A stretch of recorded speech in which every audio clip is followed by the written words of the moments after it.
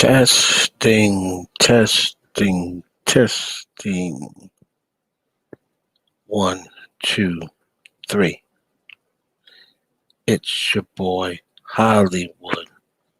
Yeah, that's me. Testing, testing. 1, 2, 1, 2. Y'all hear me out there? Y'all hear me out there? Put your ones in the air if you hear me out there.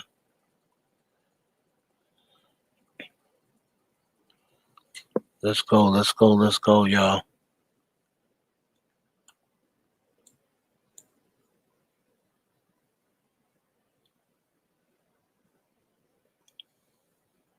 Yo, yo, yo. What's up? What's up? Y'all hear me? Y'all hear me? Y'all hear me? I don't know what's the delay. What's the delay? Can y'all hear me or what? Can y'all hear me or what? Ah, damn.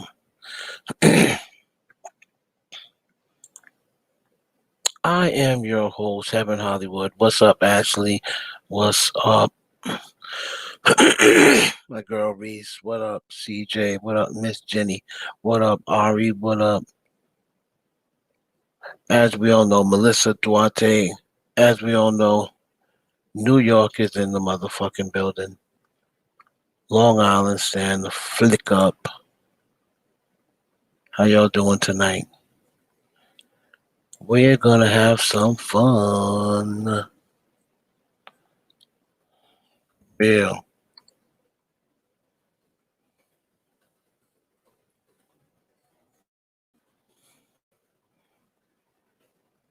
Shout out to my Fab Four Mob Radio. Got that scoop. Go to Lexus. T Serve Cole.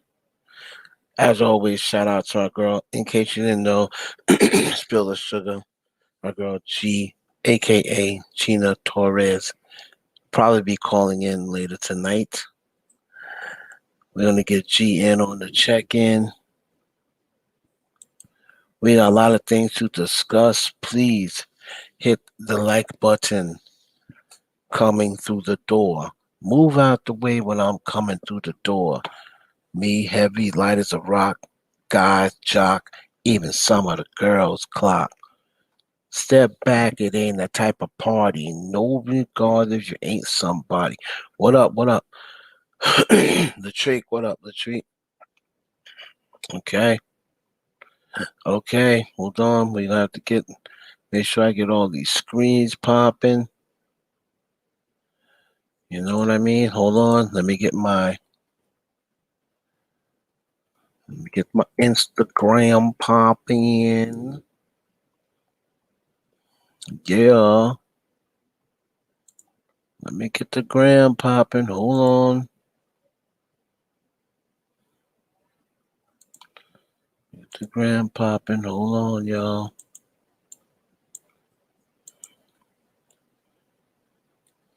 I don't know. How am I gonna sign into here? Because they be playing with me.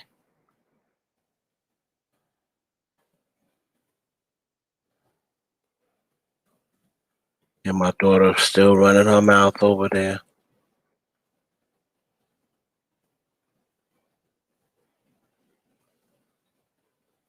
Hold on.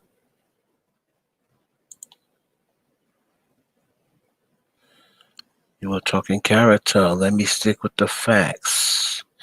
You are hiding a child. Let that boy come home. Deadbeat motherfucker playing border patrol. Oh, Adonis is your son. And he needs more than an Adidas press run. That's real. Love that baby. Respect that girl. Forget she's a porn star. Let her be your world. Ugh. All right, let's get it. Let's get it, y'all. It's your boy Heaven Hollywood. Oh my God. Daughter's in there going crazy. So It's your boy Heaven Hollywood. Shout out to everybody. We about to get it in. We about to get it in. All right. So, all my moderators out there, be on the lookout.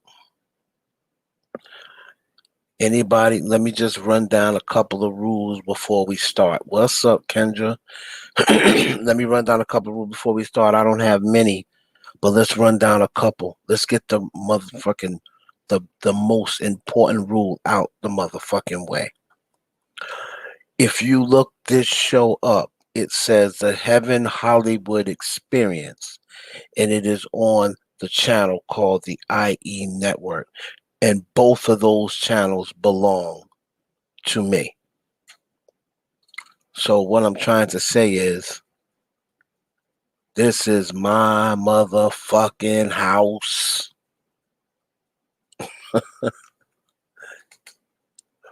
What we talk about, when we talk about it, who we talk about, all comes from the direction of me. Not you, not anybody else, not celebrities, me.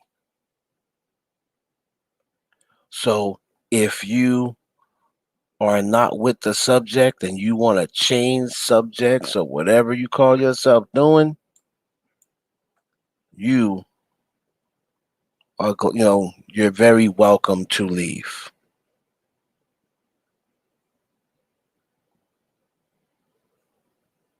You're welcome to leave. You can leave now because I don't let nobody move me. I don't care what you say. You can come with all the insults you want. It's not going to change the fact that I'm up here spitting 100% truth and facts.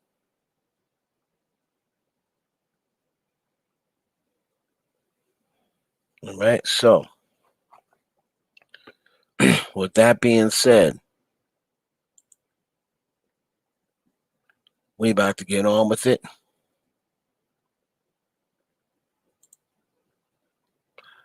We about to get on with it. Let's get it.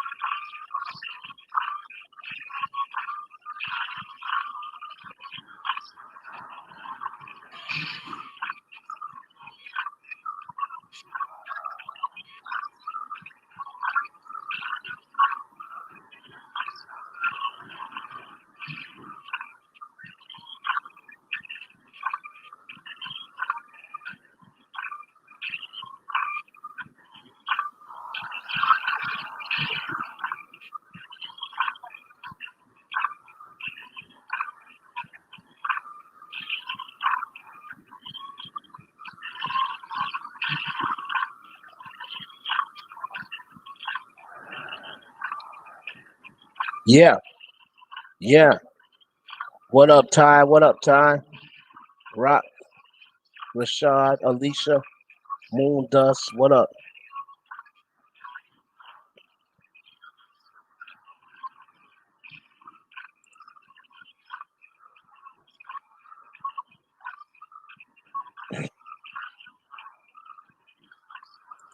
All right, let's get it. Yo, it's your boy Heaven Hollywood. Welcome to the Heaven Hollywood Experience on the IE Network. What is good? Now, the week was pretty crazy. We're going to go over everybody hit the like button coming through the door, please. We're going to talk about everything that popped off during this week. It's been a minute since we've been on, but we're going to make up for lost time. So the first thing we got a lot of topics on the table. Where are we going first? It's just so many different directions we can go in. So many different directions we can go in. Let's start here. Let's just get this one out the way. So, as we all know, Lil Kim has a book coming out, right? That's I really couldn't understand why Kim had climbed out of the hole she was in, and no disrespect to Kim, but nowadays, as much as I love Kim, right, for who she is, I mean, she is the queen bee, and you know what I mean, she is little Kim Queen Bee. She's always gonna be Queen Bee, right? However, I'm really not trying to look at Lil Kim these days. I get very disappointed when I look at Kim now, right? Compared to Kim, in let's say 1997 or whatever, right? And it's no shade and it's no um surprise that the way Kim ended up looking ended up having an effect on her popularity, on her time in the game, her status. When you start looking like a joke, when you start looking like a joke, people are gonna start treating you like a joke. For all the people out there that gave up on the ball game, ooh. So update: Milwaukee's up 109-101. Atlanta had actually cut this to 6. It was down like 50. So of course 50 Cent the troll.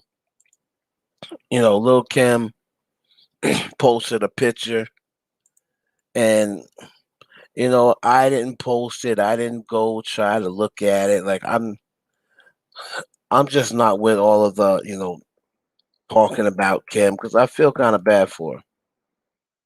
But she posted a picture, and then of course 50 Cent with his trolling self came in and trolled Little Kim, and put a picture of an owl up.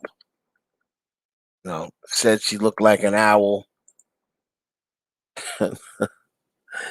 And the bad part about it is, let me try to share the screen for everybody who did not see the picture.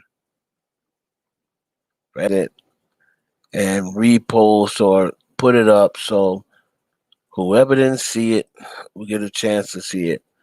I don't know whether Hollywood Unlocked had it. I don't really know who had it. I believe Hollywood Unlocked had it. Shout out to the Fruit Cup, Jason Lee, or what's his name? Jason Lee. Okay, so we're gonna share the screen here, y'all. Share screen. Okay.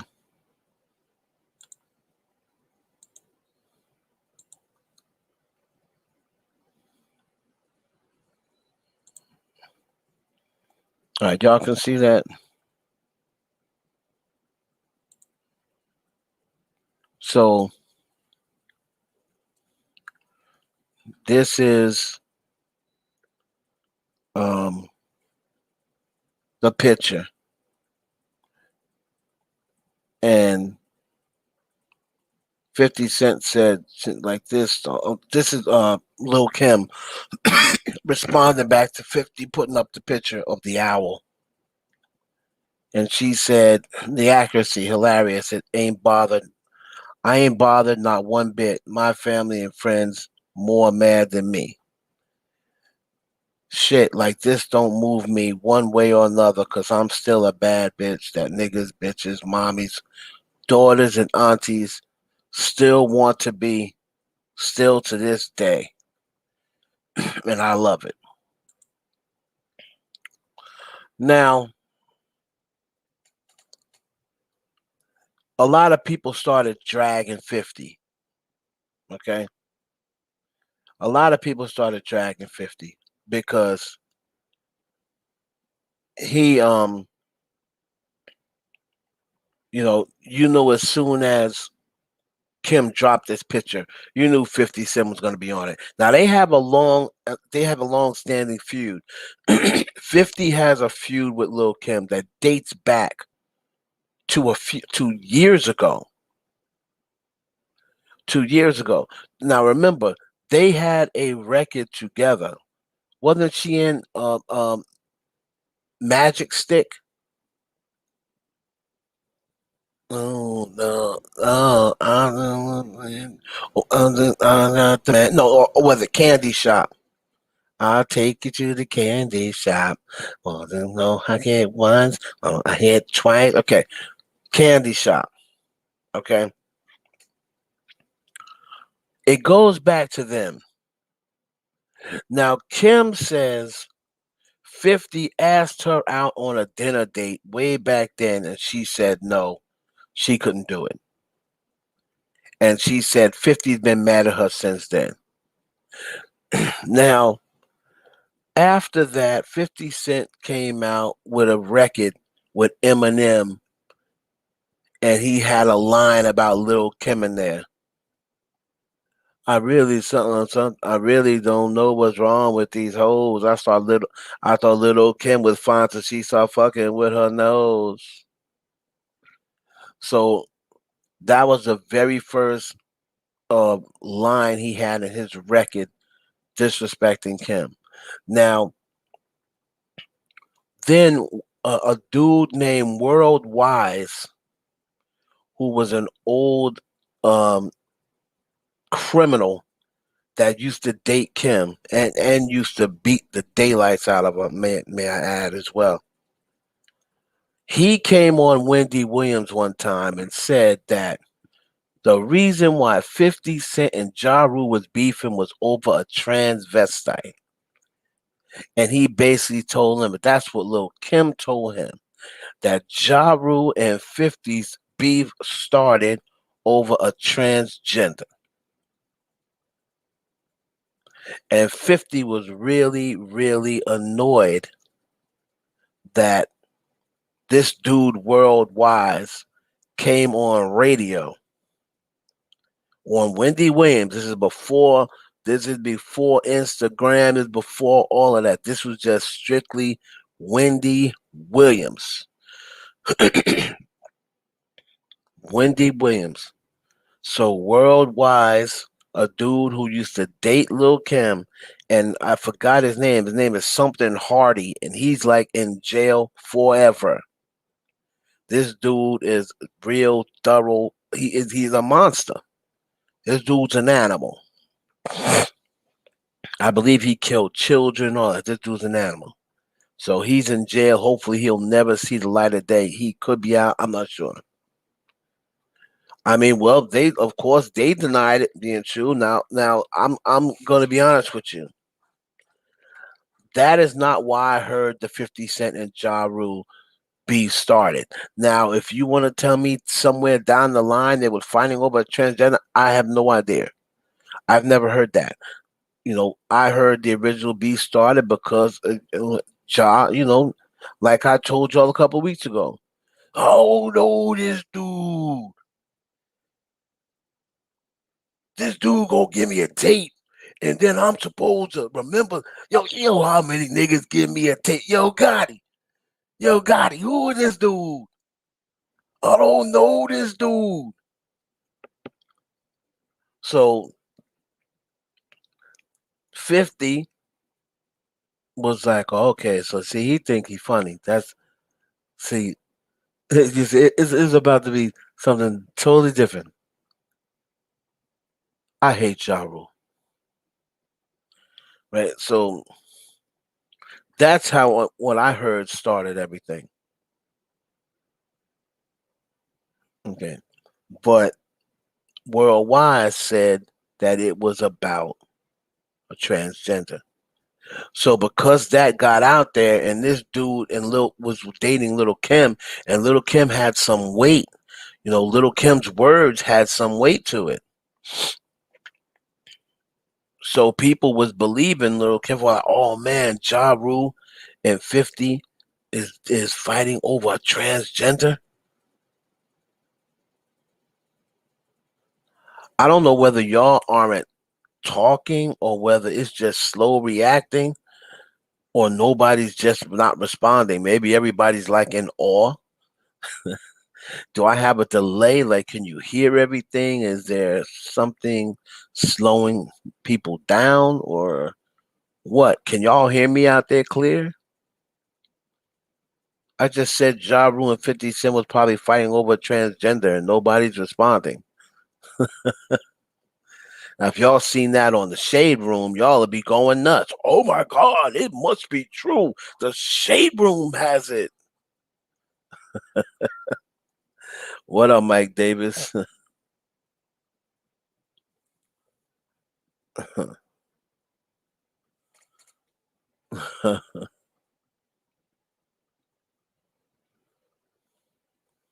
So that's how far this thing goes back. So now 50, came out, he did the owl thing or whatever. And, Kim, of course, says she's not bothered. But then again, she puts this old I'm not bothered, but I got this long old paragraph going, and y'all can see here. I mean, you know, when you look at the pictures, 50's pretty accurate.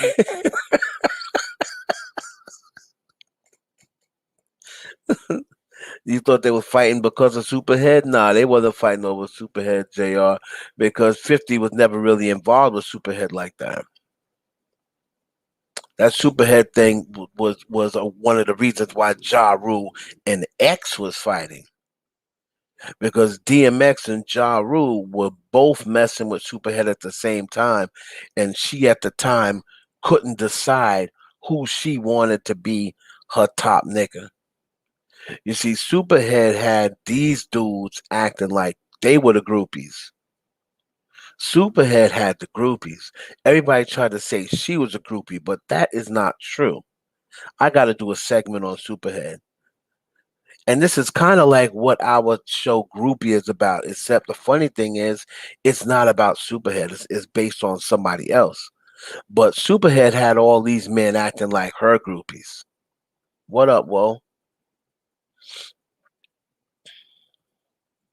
Mr. Papers, all Mr. Papers does is ride off of Little Kim's legacy.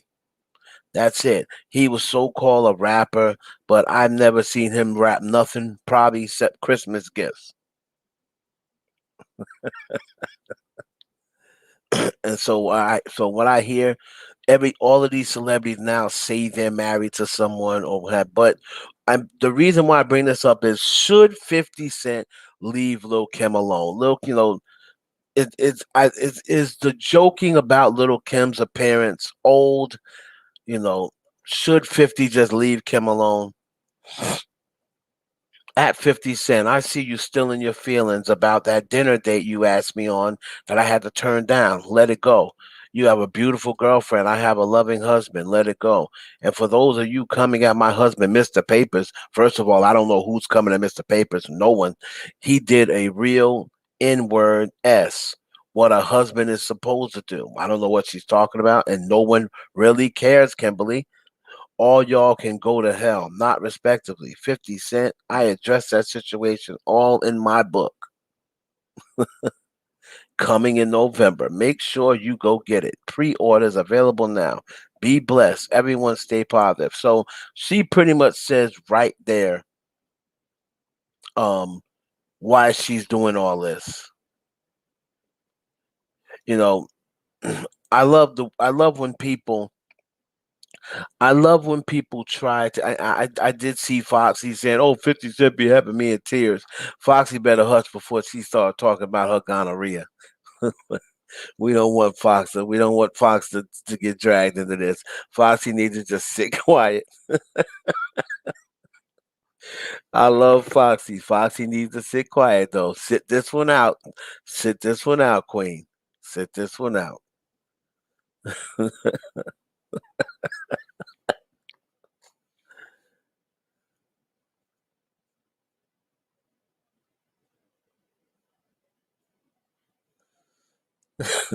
Ain't nobody buying your book, Otis. So Foxy, Foxy need to sit this one out, man. Don't be don't be coming and jumping in like, oh, that was fun. You don't want to hear her laughing in the background. She be like, oh, I know you ain't talking, Miss Jiggle what, jiggle what, jiggle what, jiggle what, jiggle what.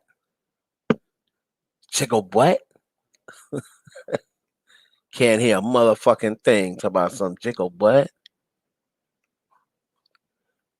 Yeah, yeah. Sit this one out, Fox. So, um, anyway, Fox didn't even hear what Kim's. So, anyway, what do y'all think about 50 Cent? Should he just leave Lil Kim? Is it time for 50 Cent to leave Lil Kim alone? Oh man, see y'all know y'all ain't shit. No shade, but is the book supposed to sell more than the last album? Oh wow. Wow. Y'all have no respect for the Queen Bee?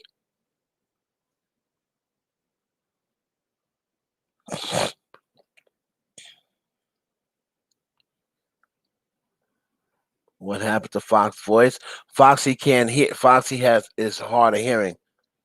So a lot of times she really can't hear herself because she has problems. Yeah, Foxy's voice is gone. Like I mean, she had it, but it's like like she doesn't sound the same anymore when she raps, and that's because she can't really hear.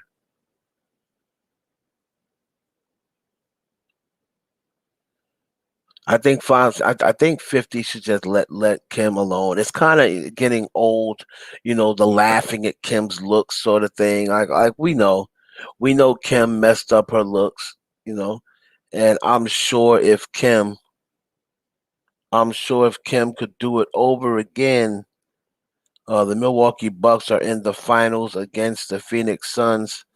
They defeated Atlanta 118-107 without Giannis Antetokounmpo. So they'll be playing the Phoenix Suns in the finals. um, it's kind of getting old to talk about Kim's looks. She's in her 40s now.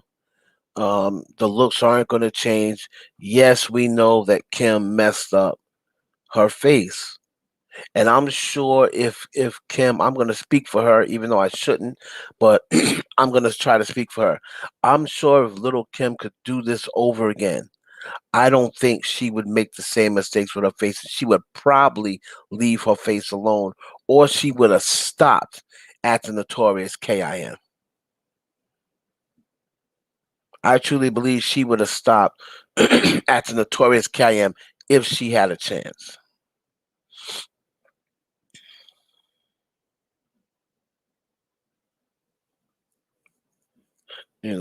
Fifth sometimes, 50's cool, he's funny, whatever, but sometimes he gets out of hand. But we, I believe 50 should just let Lil Kim, just RIP. You know what I mean? You don't have to keep snapping on Kim and doing the same thing. Kim, regardless of how people feel about her and what people feel about her now, Kim is still a queen in this game. She's still on the Mount Rushmore. She's still one of the four most important female rappers that ever existed. And, one of the four top female rappers that ever existed. So you got to respect her for that. That being said,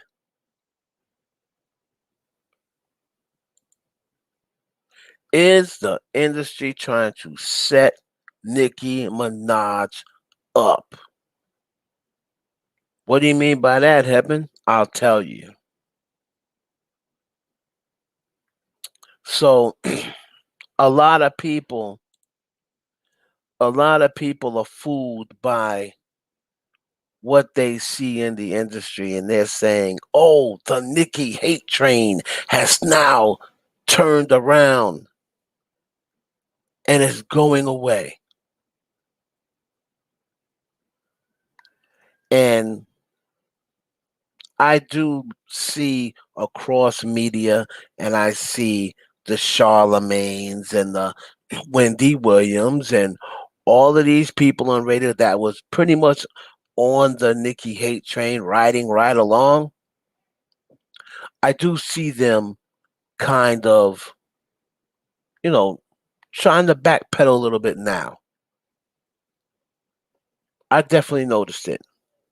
Not everybody, but a lot of people. A lot of people. So you would think, hey, listen, um, this one they're sticking up for Nicki. Now they're gonna treat Nicki different this time around. They finally miss real talent and real rap, and yeah, maybe. But now this whole thing, the reason why I said, are they trying to set Nicki Minaj up? This whole thing with this verses. Now, I don't know who thinks that this is a good verses, right? I don't know who thinks this is a good verses. Hold on. Let me find a picture. Let me find a picture here. Okay. I don't know who thinks that this is a good verses. I'm thinking to myself, once this starts circulating, listen, man, there has to be people in hip hop that disagree and do not think that this is a good verses, right? But instead, all I'm hearing is people saying, yes, this battle has to happen. This battle has to happen. What about Kim and Foxy? No, no, Kim can't deal. Foxy can't deal with Kim. We'll get to that in a minute. It has to be Nicki. It has to be Nicki Minaj because Kim was the top in her generation and Nicki's the top in her generation. So this is the only one that makes sense. Foxy was never top. Now, I am old enough to remember that era. And we're not going to sit around here and act like Fox Boogie was just some bum. Fox had some bangers too. And she was right up there with Kim. And it was pretty much like Jay and Nas. It's pretty much your choice. Some people say Nas was the king of New York after Big died. Some people said Jay. But at that time of that era, let's not act like people weren't saying Foxy was that bitch.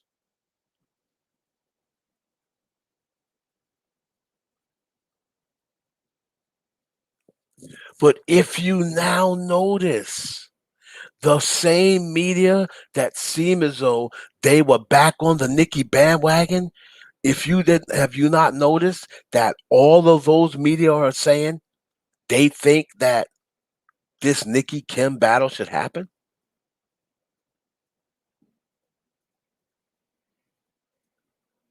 Think about that. Everybody else, they said, oh no, it's two different generations. T.I. and Busta Rhymes. It's two different generations. They didn't even really want to do Jay-Z and Drake. It's two different generations. All these people, two different generations. But Kim and Nicki aren't two different generations. Kim's last hit was before Nicki even dropped her mixtape. Kim's last legitimate hit, I come from Brooklyn, I come from the sky, niggas that do what they don't die, gotta keep the ratchet close by, somebody heard it. When she dropped that, Nicki hadn't even dropped her mixtape yet.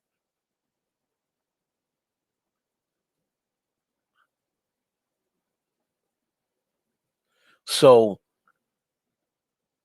that's a whole generation.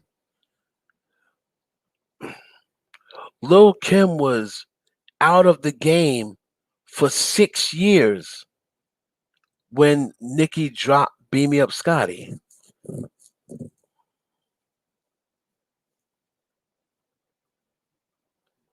So you're going to tell me that that's not a whole generation different?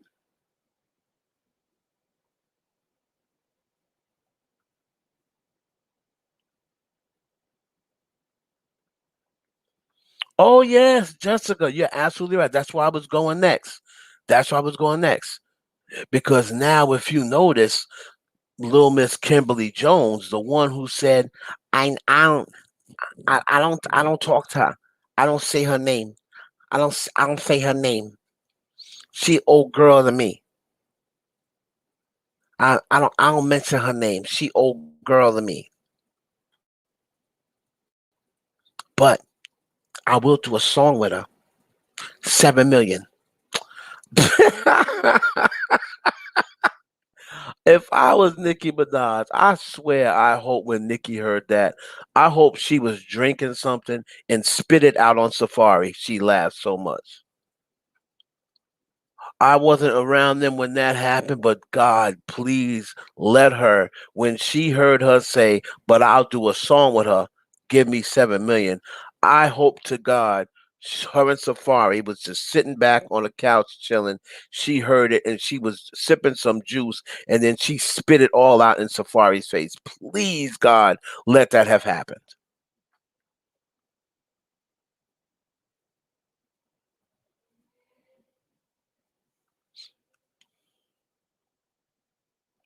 So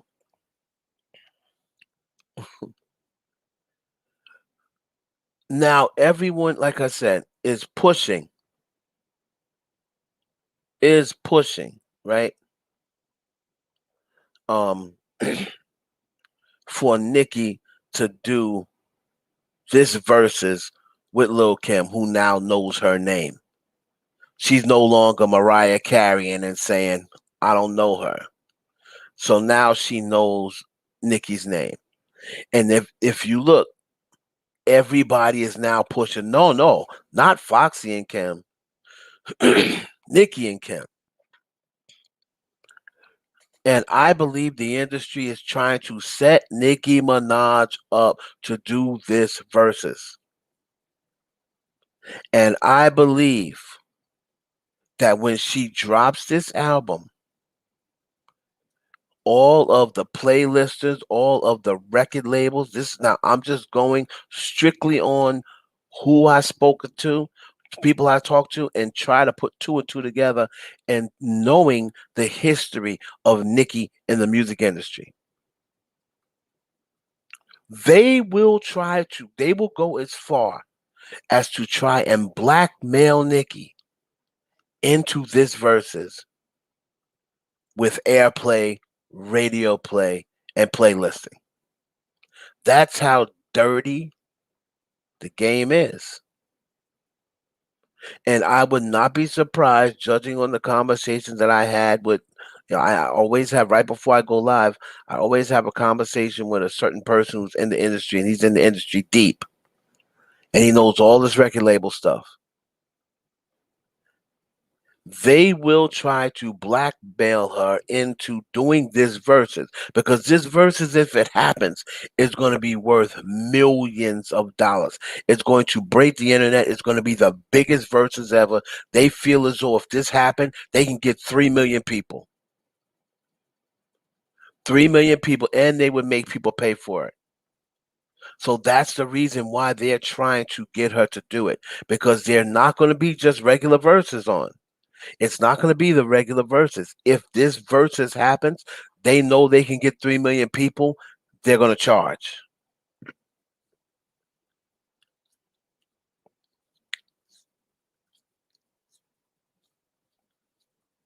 They're going to charge.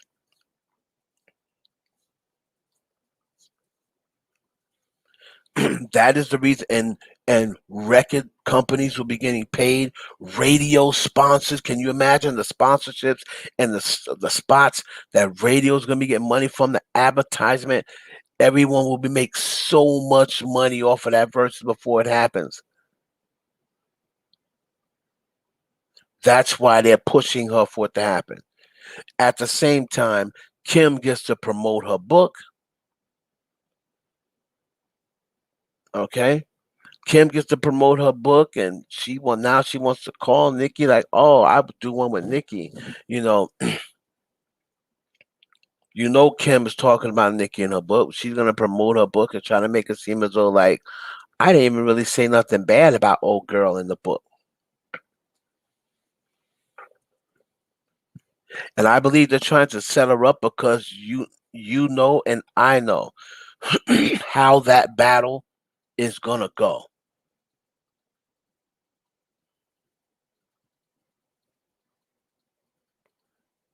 How that battle's gonna go. And I'm going to address. Hold on. I wanna address that. What say, Mary Jane? Hold on, Mary Jane.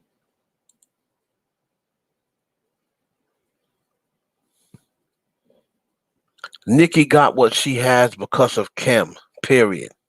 She stood on Kim's back her whole career. Um, I'm gonna push back on that. I'm gonna push back on that and ask you a question. Okay, so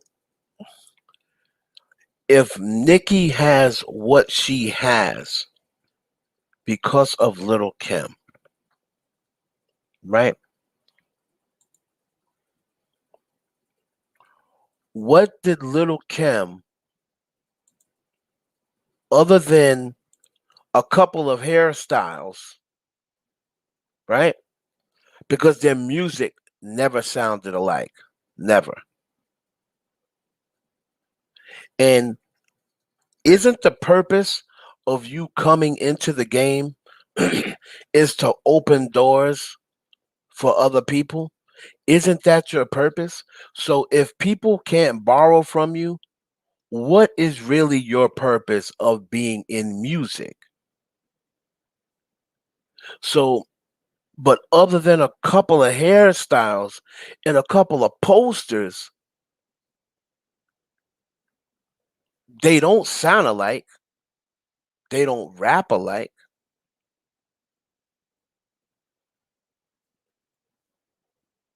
right? Nicki Minaj writes her lyrics. Little Kim is questionable about how much of her career she's written and how much of her career was dictated by someone else. So again, as I said, when those females ran up on Little Kim in Nagasaki back in 97 or 98, when Patra and the Jamaican girls ran up on Little Kim and told her she didn't pay homage to Lady Saw and to all of the reggae artists that she stole those colorful wigs from. Does Kim owe Lady Saw her career? Or did Kim see something? Does Kim owe the real Queen Bee Her career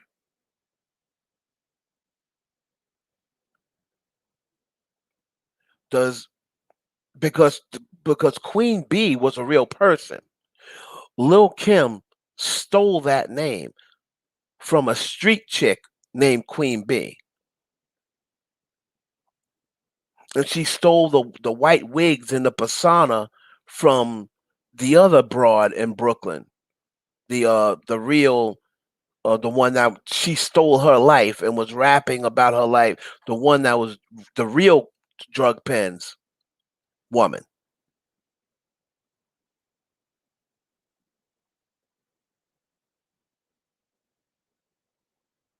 Thank you, Reese. Send me the picture. So Nicki Minaj, did Little Kim open doors for Nicki Minaj? Absolutely. Absolutely. But somebody had to open the door for Kim too. It's not like Kim created female rap. There was other rappers prior to Little Kim. So I don't I don't agree with if you want to tell me she was an inspiration. Of course Kim was an inspiration. But so what? You know? Are we going to take away everything from Kobe Bryant, God bless the dead, because he said Michael Jordan was his inspiration and he patterned his game after Michael Jordan? So should we take everything from Kobe and say Kobe owes Michael Jordan his career?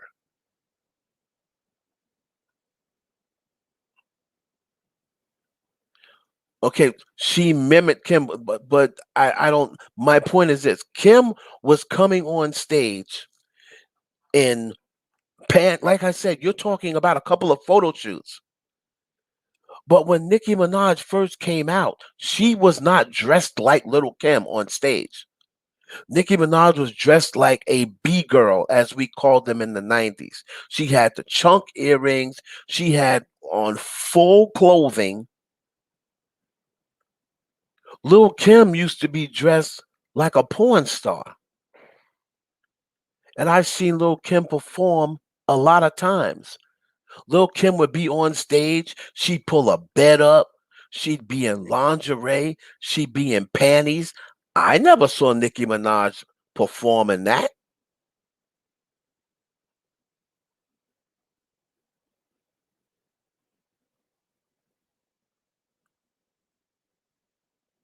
You're saying she mimicked her.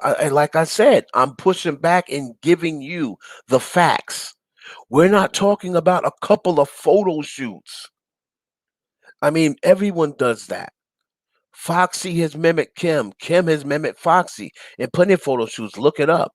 The photo shoots have nothing to do with them, especially back then. The photo shoots are designers. Designers provide those clothes, provide those looks.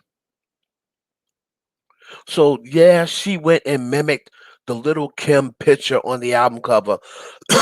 Excuse me. But Nicki didn't put it on her album cover. She just mimicked that picture. There was a couple of pictures she mimicked. However, Nicki's never came on stage and performed in her underwear. Nicki's never came on stage and a bed came up out the ground and she was humping some dude on the bed. You're talking about a couple of photo shoots. They didn't rap about the same thing. When Nicki first came out, Pink Friday, listen to Pink Friday. Does that sound like hardcore? Does that sound like anything Lil Kim was rapping about? Lil Kim's based her whole persona on sex. Nicki Minaj did not.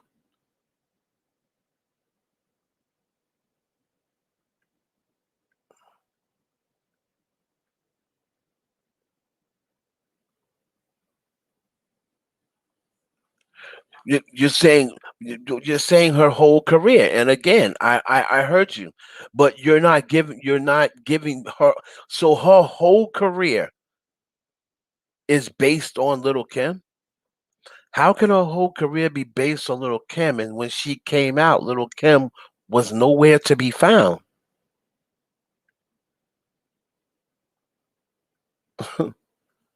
Lil Kim was nowhere to be found. Lil Kim went to jail and people forgot about her. Music changed while she was in there. When she came out of jail, she realized, oh man, I got to write all my own lyrics because Big is gone. Mano's doing his own thing. And I kind of fell out with Mano because the nigga I was dating pressed him. So I can't get Mano to write my rhymes. Oh man, what am I going to do? I got to write them myself.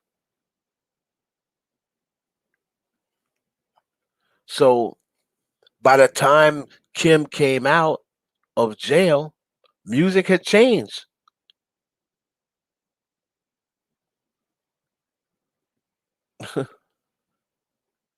Music had changed. So I thank you for your comment. I totally disagree. And no one can bring me any proof other than Nicki calling herself the Barbie. But Nicki, Lil Kim said, "Oh, I'm the Black Barbie," but Nicki made that a persona. Kim never had the persona of a Black Barbie. The only reason why Kim, if you study the lyrics, Kim wasn't saying Black Barbie because she was a Barbie. The reason why she said Black Barbie, that she was referring to Barbie having everything. And Barbie always being dipped and Barbie being rich. Not because she was that was her persona. Nicki Minaj made that Barbie her persona. Kim wasn't saying she's the Black Barbie. She was saying she's like a Black Barbie because of everything that she had. Black Barbie, Justin Bacardi. I'm trying to leave in somebody's Ferrari.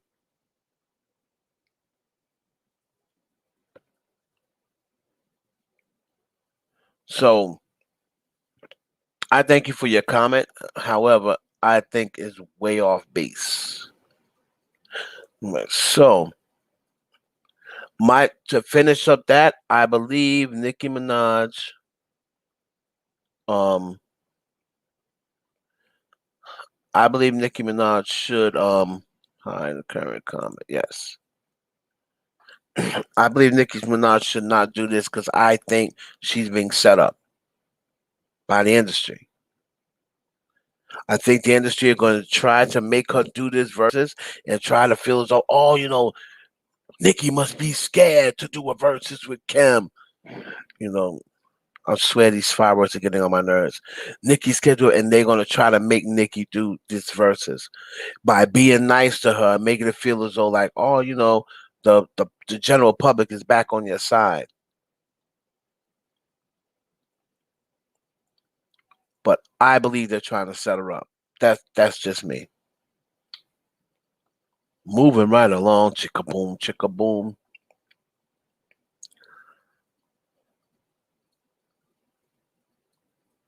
Oh, let's see. Speaking of Nicki Minaj, let's talk about Remy Martin. I'm beating up bitches. We down. We in the boogie down. What's good? Fat Joe, what's good? Rest in peace, Big Pun. It's your girl, Remy Ma. We in the boogie down. We beating up bitches. That's what we do. We beat up bitches.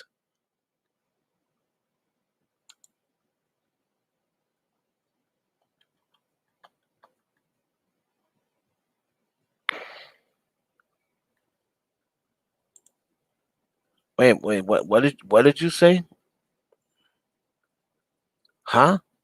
Unlock Karina Lewis. What are you talking about?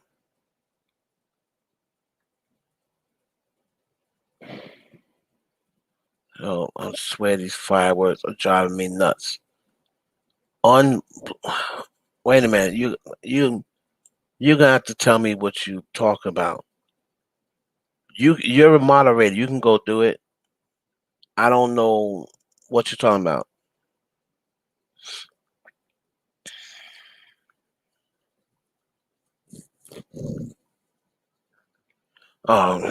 See, your trigger finger too itchy.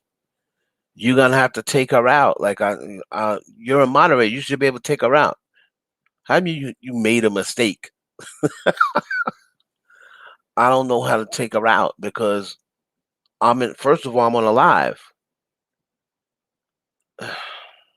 and y'all gotta be careful now. I know. I want y'all to be ready, but you gotta be putting the wrong person on timeout. Hold on, I can't do it.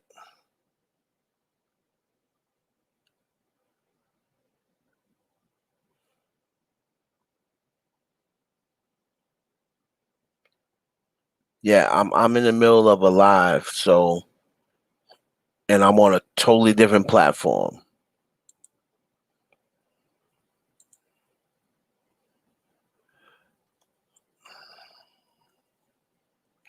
I don't know. Tell her to make a different. Try to see if she has another name. Like I don't know.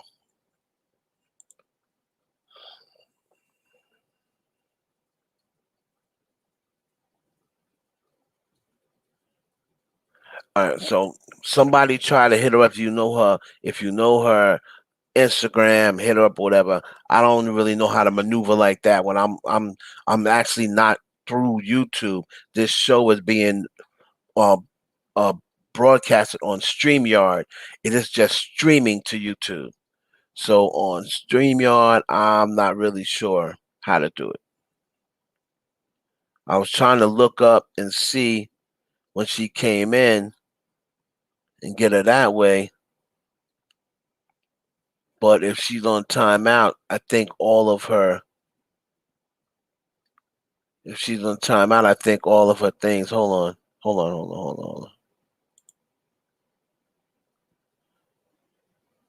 No, it must not be because it's saying. Wait a minute. Oh my god! It's saying that it's. Are you sure she's in timeout? Because I'm trying to click on her here, and it's saying put user in timeout. So if she was already in timeout, I don't know, man. Y'all figure this out. Y'all got to be careful. Anyway,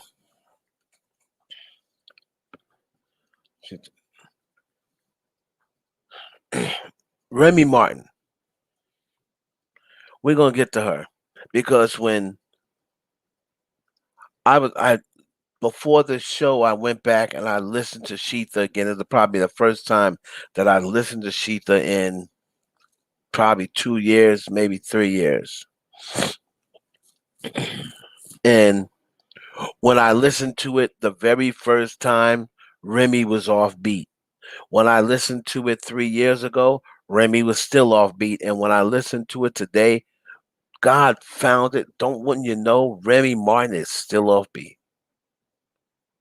I thought she would have got better over a period of time after I heard the song a few years ago. But Remy is still off beat. I thought she would been on beat by now. Now I went and re-examined the words and I kind of remembered the way she was after Sheetha dropped. Man, the way people reacted. The way people reacted when Sheetha hit, you would have thought it was over. You would have thought it was over for Nicki, because when this Sheetha dropped, I still can remember exactly where I was. Right, I still can remember exactly where I was, and then I heard and I said, "Whoa, whoa, whoa, whoa, whoa, whoa, whoa! What is this?" And then somebody texted me and was like, "Yo, you hear Remy? Yo, she eating your girl alive." Yo, I swear to God, this calling the police. I'ma start calling the police on these bitch ass niggas. It is not July 4th. It is July 3rd. Why are you niggas setting off fireworks on July 3rd? I swear to God, I can't stand these people, man.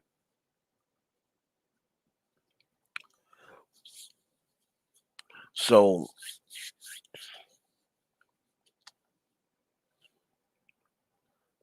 they everybody was just hitting me. Call in the police. Or what that dude saying and when was it? What movie was that? House Party or Fridays? Fridays. Call in the police. 911. Yeah, I'll hold. So anyway, yeah, that I know Miss Char. What's up, Miss Char? By the way, so when she dropped that record, and then when you dumb ass, but something you literally got a dumb ass. When you dumb, dumb ass. I'm asked Meek. He said you got a dumb ass. I'm like, but the funny thing was, she said, "Now me, I'ma just stick to the facts." And then she proceeded to tell a whole bunch of a record full of lies.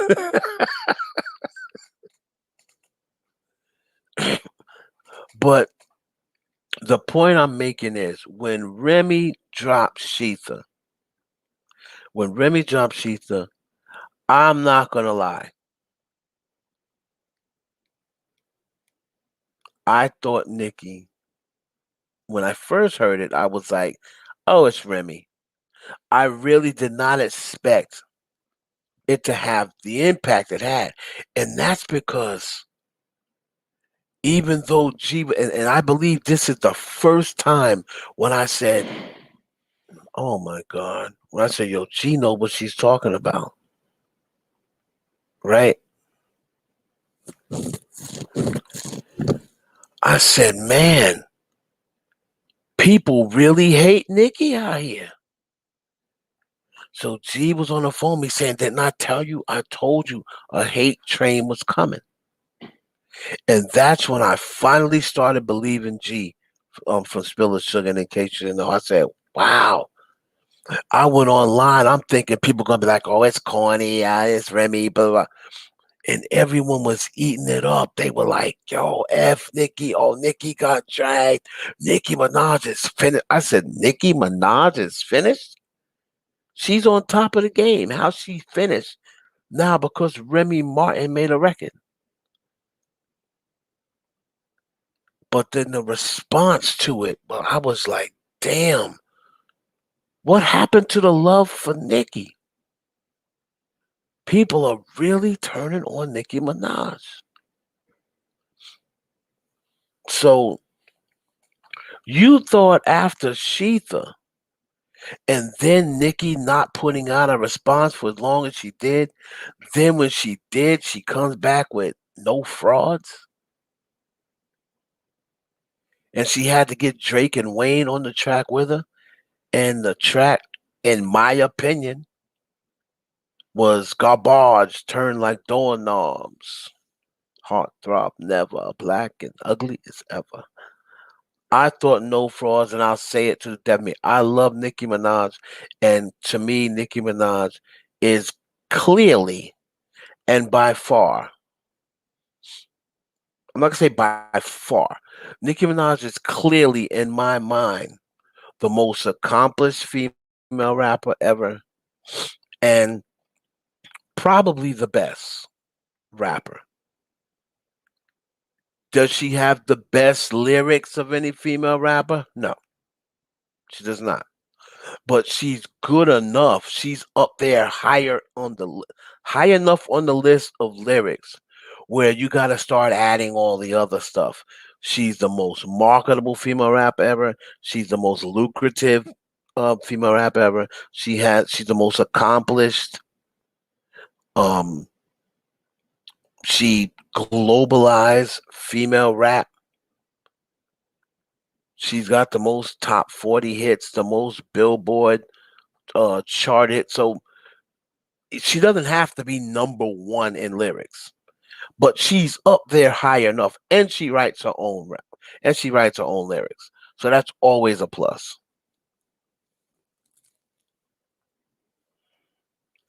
So if I had to say if someone's number one, I'm like, I think it's clearly Nicki Minaj, right? So to see the world turn on her the way they did, I was like, wow. Now I expected it with the whole Miley was good. I expected the excuse me. I expected the Ivories to turn on her. I mean, it's Hannah Montana. I expected the Ivories to turn on her. I have to admit, I wasn't ready for her own people to turn on her. That took me by surprise. That took me by surprise. So once Sheeta dropped, and everybody's like, "Whoa, she ate Nicki up." And then all of the Nicki haters who couldn't do nothing with Nicki or who was scared to put out a record against her or scared to diss her, they all got happy.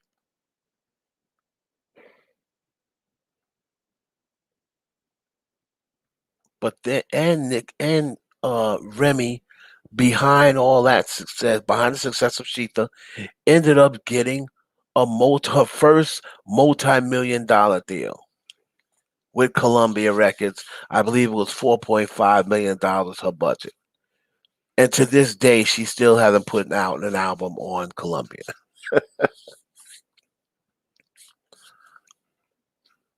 But the question is, Sheeta was supposed to end Nicki Minaj's career. Now it startled her. Let's it is what it is. Let's call it a spade a spade. She hit a boom with a right. Nicki wobbled and her crown fell off her head.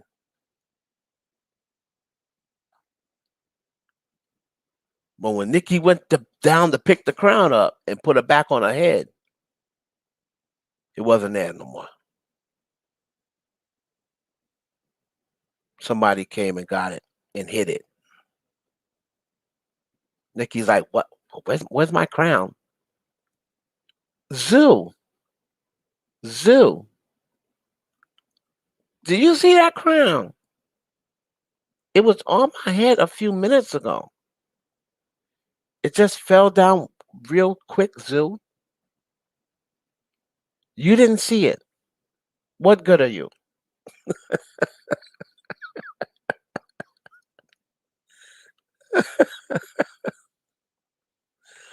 So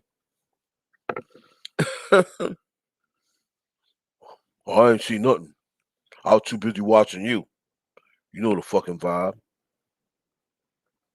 Too busy watching, making sure ain't nobody coming over. Make sure nigga Drake ain't coming over here. You know the fucking vibe. So she got startled really quick by Sheetha, and they were just plotting. But at that time, Cardi was getting her teeth fixed. She was getting her body done, getting her teeth fixed, getting her marketing going, getting this, getting that, getting whatever writers on the team that they're gonna have, and mix and match with what she got. And they were looking out and scouting the writers they were gonna use to team up and leave the basis of her, what she was doing with the red bloody tape, whatever it's called, the red blood tapes or whatever the case may be. They wanted her to keep that raw, genuine sound and the raw, genuine accent, even though a lot of people call it broken language or broken English. They wanted her to keep that. I remember when Cardi B was about to drop, before she, like I said, this is the advantage that you have of knowing people on the inside. I remember before she even dropped, and I remember people saying that was working with her saying, gotta find the right mix. They kept saying we have to find the right mix because the the stuff that she has, the lyrics, the records that she has and that she wrote the lyrics to. We want to keep that same authenticity, but they just got to be better lyrics. They got to fit better. So what they did was is they took this and they took a little bit of that. Okay, I'm gonna take a little of Chicken Bop or Boppin' Head, whatever the name of that record was. I'm gonna take a little bit of this record. I'm gonna take a little bit of that record. And then she had the record where she was talking about um slitting some dude's tires or whatever. And what they did was take that record and they took that same um her same formula and they made Be Careful from that. The record where she's talking about slitting some dude's tires and stabbing him in the end or whatever. They pretty much took that record and made Be Careful from it. So now, while Remy's entertaining Nicki, and now the industry starts doing their work. Atlantic starts trying to get put Nicki on the same card with Remy Martin, and you know they're at award shows or they're at different concerts, and all of a sudden Nicki's performing and Remy's performing. Remy's backstage, and she's trying to ice grill Nicki. Remy was so pressed and so mad. Press. Remy was so pressed and mad because this is leans into the part of why Sheetha ended Remy's career. It's because once she put it out, thank you, I appreciate it, XAY. Nicki, in my opinion, has also had relationships that hurt her. So then career wise, also being hit is hard when both sides of your life are bad. Totally agree. Totally agree.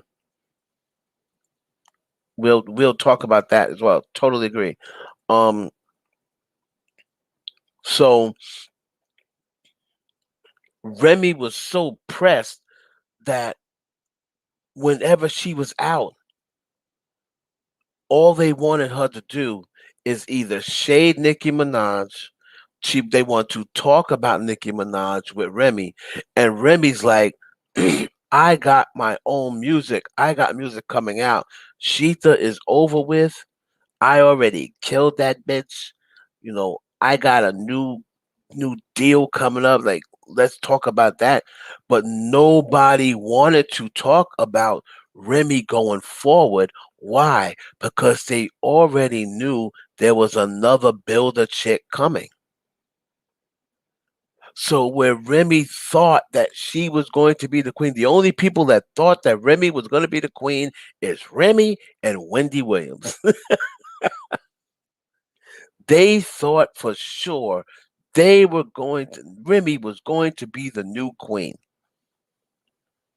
Remy and Wendy Williams are the only two people that thought that.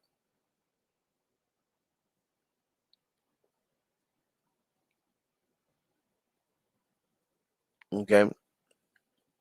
So when she's noticing that the only thing the industries want to do is um use her to talk about Nicki, Remy starts getting upset. Remy starts getting upset. So she now wants to go to Jay. She wants to go to Fat Joe. She wants to go to Atlantic. She wants to complain to everybody. So then what happened was the one night that ended Remy's career, a lot of people don't know about it. I mentioned it in my live one time before. Some people that was on the internet that day will remember. And I've told people this story before. What ended Remy's career was that run-in with Karen Civil, the Black Widow. Now remember, Karen Civil and Nicki Minaj, I don't know whether they're still close now, but during that time, Karen Civil and Nicki Minaj was very close, right? Remy threatens Karen Civil. It was an event. Hold on, Alicia. Alicia, put your question here. Like, put your question there. But do a super chat or something, or put the question in. I'll just try to answer it again. Alicia, sorry about that. She threatens Karen Civil. Let me tell you, Barbie. She threatens Karen Civil because there was an event that Nicki Minaj was at, and Remy shows up. Now, Nicki is saying, enough of this. I'm not going to be dealing with this chick. So if she's gonna be at the show, fine. I'm not gonna be here. She didn't say get her out of here or I'm leaving. She said to the people, if you want Remy Martin instead of me, that's fine. I'm going to leave. And y'all can have Remy. So Karen Civil said Nicki Minaj is staying. Remy, you gotta go.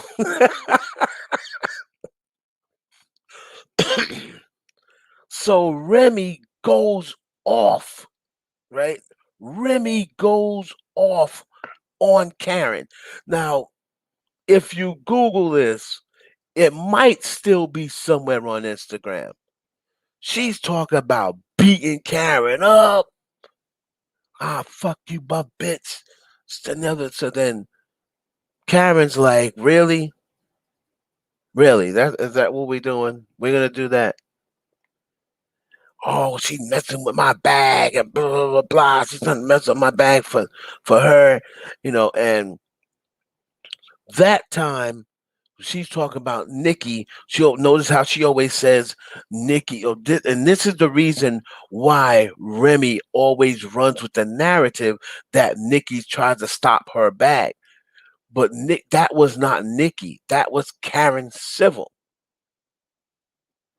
That was Karen Civil. It was a, it was on the behalf of Nicki. What's up? What's up? Amanada, what up? That was on the behalf of Nicki.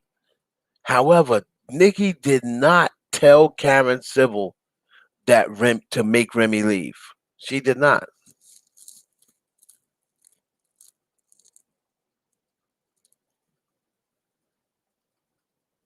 So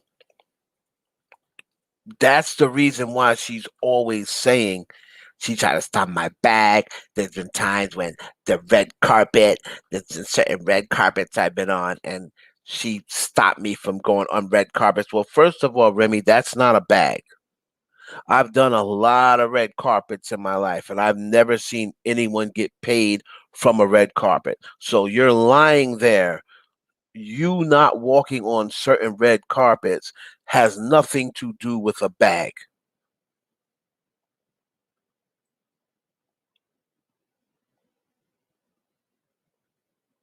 Has nothing to do with a bag. You don't get a bag from a red carpet.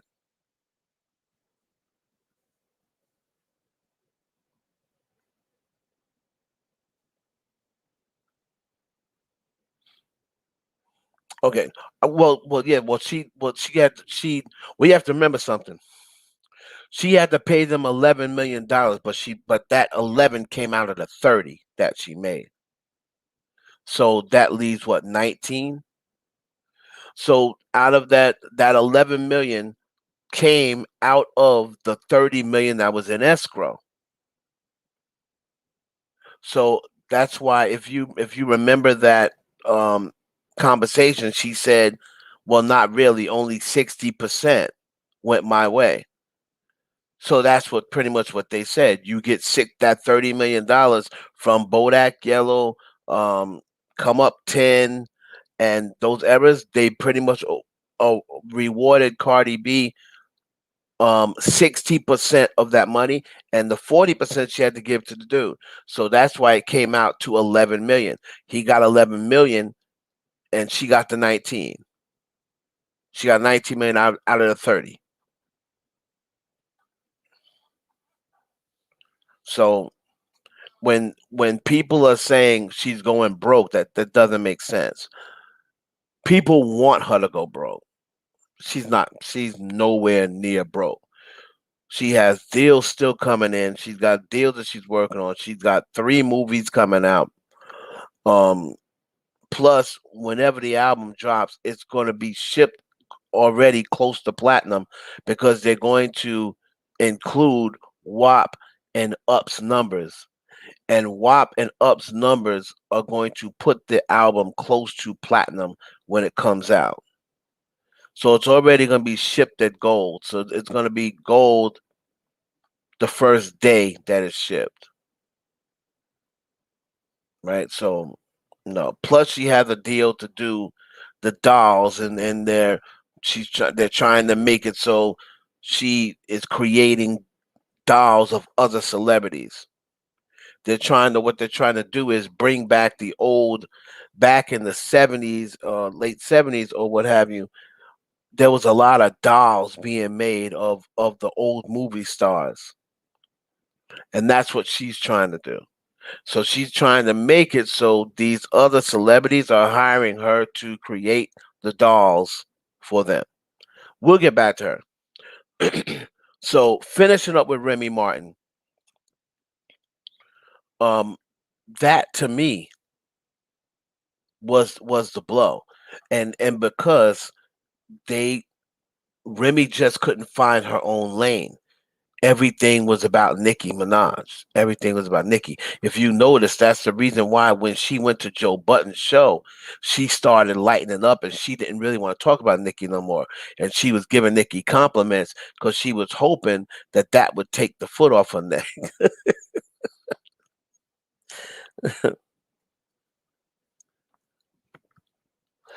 um, I look at Sheetha the same way I look at not the same exact thing. It's kind of like story of Adidan or story of Adidan, whatever it's called. The story of Adidan, except that didn't ruin Pusha's career. If anything, it gives Pusha a forever W against Drake. So now Drake can't retire undefeated. They'll say, "Oh, don't forget, Pusha gave you that L." But that's the only thing that you're really going to, Pusha has done more in the culture than Remy has.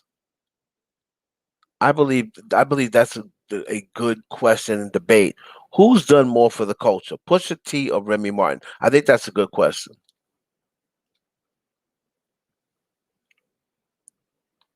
That's a good question.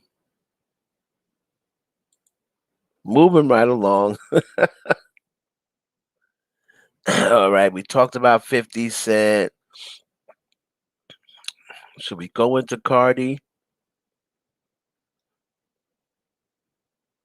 I saw this as a big. I saw people talking about this a lot. Hold on a second. Let me hold it.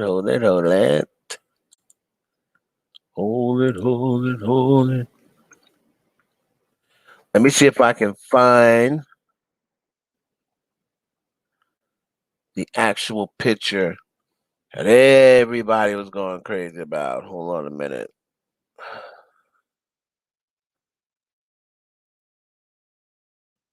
The question at hand. Okay, so let me see. Is this the one?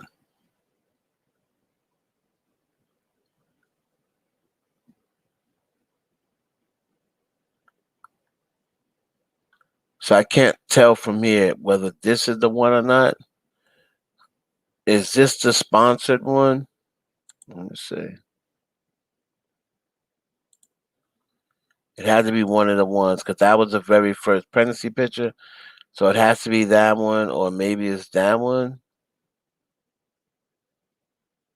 Maybe she took the sponsor down. Like, I don't know. Okay, maybe it's that one. Whatever the case may be. Well, one of them. One of them was a sponsor. I'm gonna assume that her very first pregnancy pic. I'm gonna assume it was that one, right? I'm gonna assume that's the sponsored picture.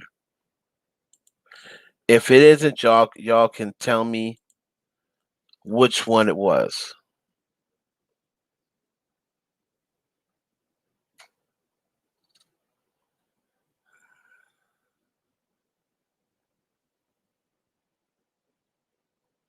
Okay.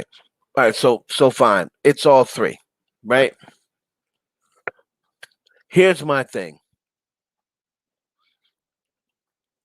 Here's my thing. Now, I'm going to assume number one, someone I had to go to someone else to explain to me why this was news. Oh, Cardi got her pregnancy picture sponsored. Okay. So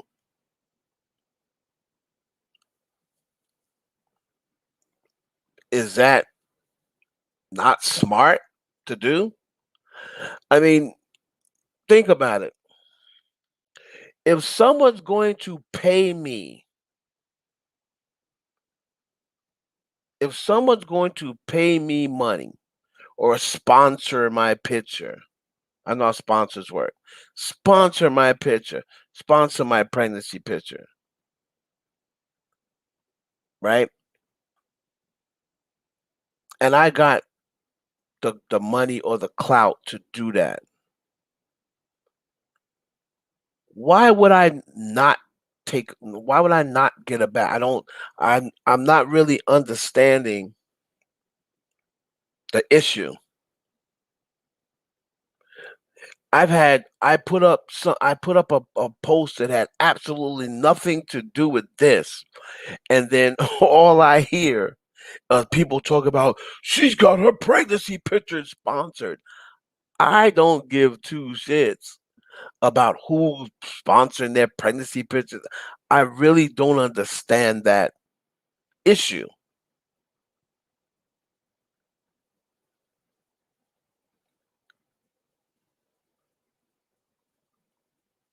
It's okay. It was an Instagram sponsored picture, so she got more. I guess to get more likes on the picture. I guess, like I said, I don't work with um sponsored pictures on Instagram or what have you, right? But I do know to sponsor a picture, you have to pay for that. Whenever you're trying to do a post, right? What that is used for is to getting the picture out so it reaches more people. You got to pay for that, right? Okay, you have to pay for that. So you she's paying to get um for the picture to reach more people. Okay. So I think what I need to be explained, and I will look at a lot of your explanations. I need to know why that triggered so many people to the point where I didn't even post anything about the pregnancy. I don't want to post pregnancy pictures. I don't like seeing Cardi B pregnant. I don't like seeing none of these rapper chicks pregnant. That messes up the fantasy for me.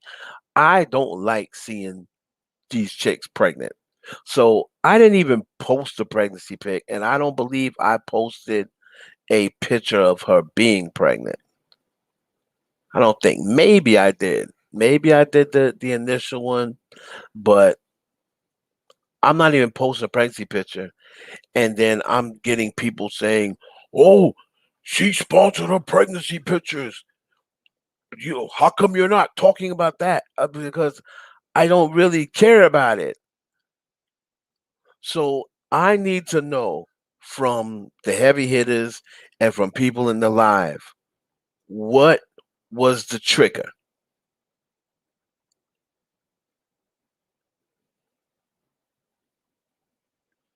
Exactly, Reese. Bitch, I just want to bend her over a couch. I could care less about her pregnancy pictures, whether she's pregnant. I could care less about off cheat or whatever it is. Thank you, Celia. Thank you. I appreciate it. I could care less about all that stuff. I just want to bend her over. Nicki, I don't care if Nicki is married. I don't give two shits. I don't care if she's married. I don't give a damn if people say her ass is fake. I don't care one way or another. I just want to bend Nicki over a couch. So all of that extra shit, like whenever I post Nicki or post Cardi, all this extra stuff that people are talking, that does not affect me. I remember I posted a picture of Nicki, and then I heard I had Choke and a couple other dudes. Oh, what attracts you? I see you're attracted to fake asses. What's so attractive about Nicki Minaj? She's 100% fake. I don't give two shits. I don't care. I don't care if Cardi paid to sponsor her pregnancy pictures. That should not be news. That should not be news.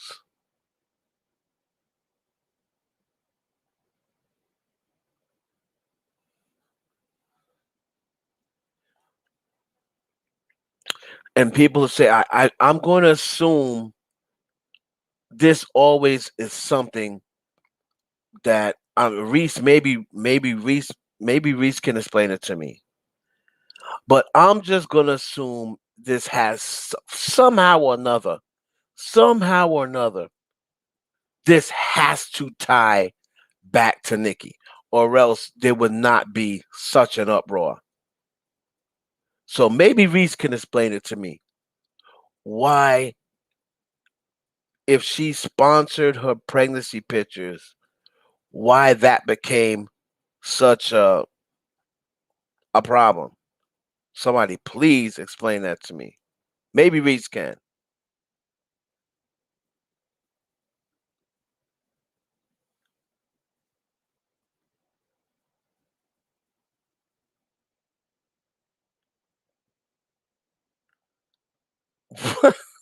What? They think that Cardi made a sponsored post to beat Nicki's likes for being the most liked pregnancy photo for a celebrity. Uh, Are you serious? That's what. Hold on, wait a minute. Wait. Wait.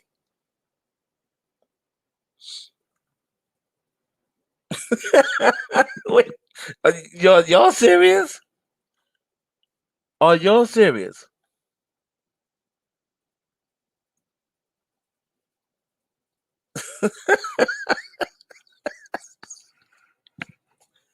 So, and like I said, it had to tie back to. I knew they were not in an uproar for nothing. I knew they were not in an uproar for nothing. What does that get her? I don't understand. It makes her feel better. What does that win her? That don't win nothing because she had the most likes on Instagram. I guess.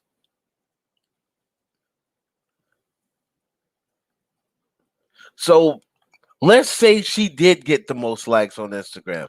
What would that get her? Does that like get you like a prize from Instagram or something? That you got the most likes on a pregnancy picture?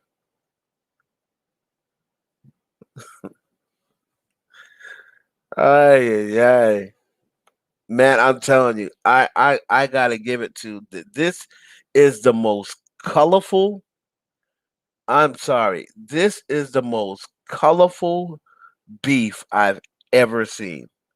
This is the most craziest out there beef I've ever seen. And the funny thing is, it's pretty much coming. The beef is pretty much still going after the two people involved said the beef was over in public.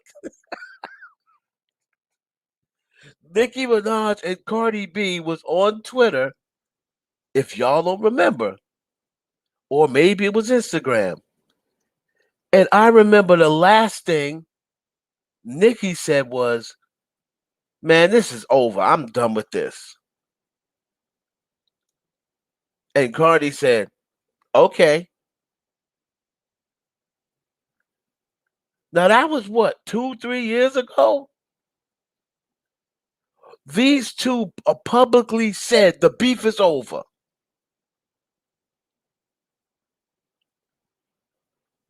But yet and still, it's still going.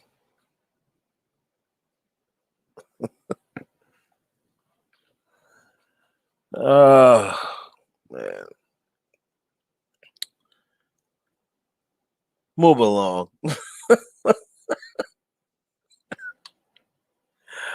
I could care less whether this girl sponsored her pregnancy pictures. If she wants to sponsor her pregnancy pictures and she want to pay money to get more likes, hey man, more power to you. If Nikki want to sponsor her pictures, I could that has no effect. That is not news, y'all. Y'all need to cut it out. That is not news. You see, I just learned about it today. Tonight, somebody said something. Child, y'all better stop that shit.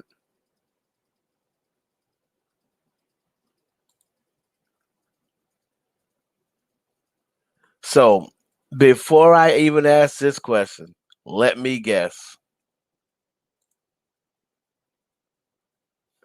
And I've already personally gotten an answer. I'm just putting this question up there. Why is Cardi B pushing back her album?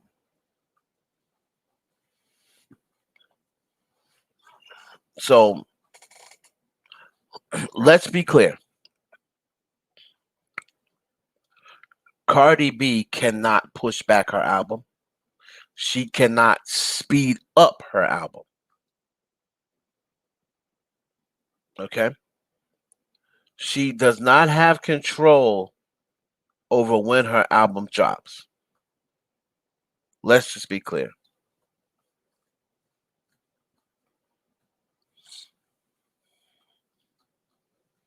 She can put out suggestions. She can tell her record label when she would like to drop. But at the end of the day, she cannot tell them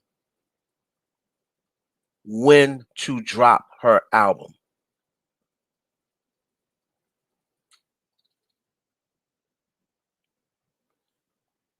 Atlantic is the record label.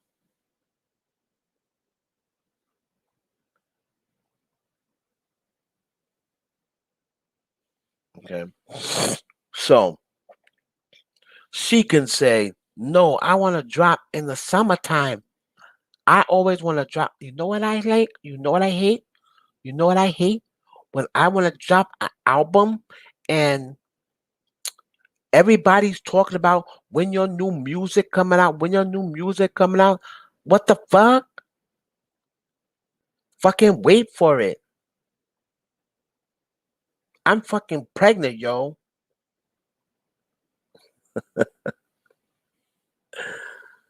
Uh, so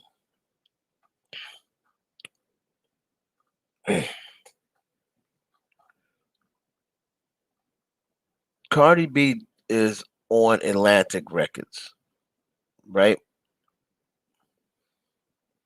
And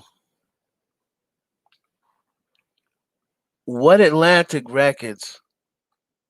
I'm gonna get to Amani on Aminata. What Atlantic Records is famous for, and what they're good for,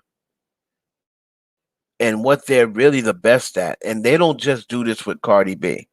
They did this with Bruno Mars in the weekend because if people don't know, if Bruno Mars is also on Atlantic, and Atlantic are the ones who set up these personal beefs. They tell their artists, that's your competition.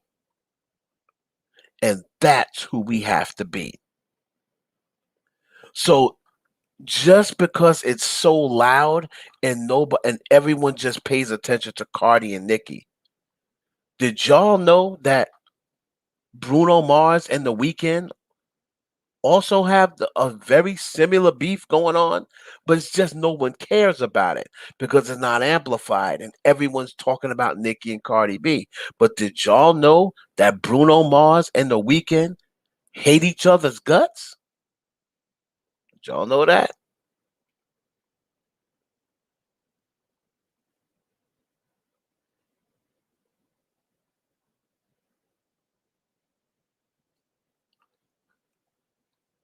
And if you look at if you look at the way Atlantic releases music from Bruno,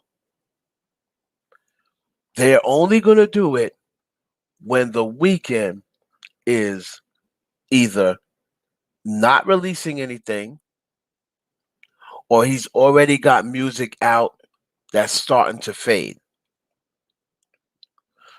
That Bruno Mars record with Soul Sonic or whatever the name is was supposed to come out last year sometime. But The Weeknd was still hot with Blinding Lights, with that other record. I was like, and then as soon as that record finally started to fizzle, boom, here comes Bruno Mars with Soul Sonic. Bruno Mars hates The Weeknd. And Atlantic puts their releases around what The Weeknd is doing. It's the same thing with with Cardi B. And the only reason why um they do that is because it's not necessary. People think, oh, when they're waiting for Nicki. So if Nicki dropped tomorrow, y'all think Cardi's album would come out the next day or the next week?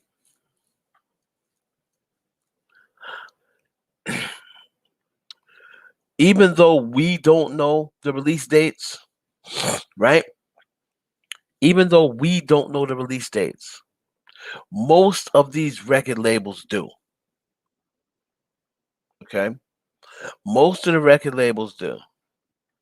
And they are in bed with a lot of these other labels and they talk to them, right? They talk to them because they all have the stepping on each other's toes code, right? It's kind of like a code in the industry. Now, most of them will follow it, some of them won't. But a lot of times, these labels have moved releases because another record label called them up and said, "Hey, don't step on our toes. Hey, when is the so when's Adele dropping? When do you plan on dropping Adele? Oh, I'm gonna drop Adele July 20th. Oh man, Taylor's dropping that day. Taylor's dropping on the 20th. Don't step on our toes. We'll give you uh I'll give you 2 million. I'll give you, a half a million for your pocket. I'll sell you over half a million right now. Don't step on our toes." That's a saying in the record business. And a lot of times the label will say, "Oh shoot, half a million for me? It's going right to me. Nobody else can share it. All right, let me know when you got it."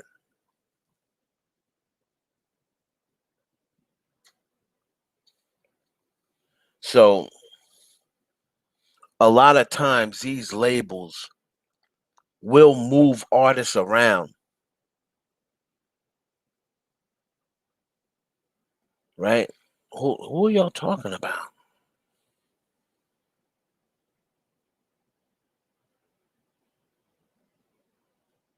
What are y'all talking about?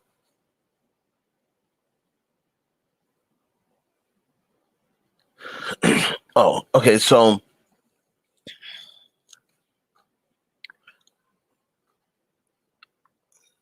the reason why her album is being pushed back is because Atlantic is looking over the landscape. They're looking over the landscape and they're saying there's nothing really out there to make us rush this album. Now she's pregnant, right? Now she's pregnant. And to drop to she wants the album going number one by any means necessary. She wants the album going number one. She wants all the singles going number one. She's trying to get to 8 number 1s. This is a fact. Okay, this is a fact. Her number, from what I'm hearing, that she has in her head is 8.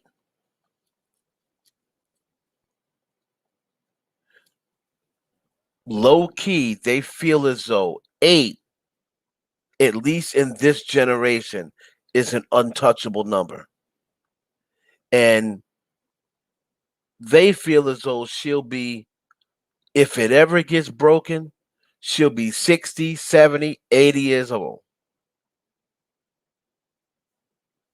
So they're looking at 8 as pretty much an untouchable number for a rapper. So you have to be sure in order to get to to have that many number 1s, it not only takes a good song, but it takes luck and it takes strategy. Because if you drop your album right now, you ain't sniffing number one. Because these BTS boys, they gonna be number one for a minute. They're gonna be number one for a minute.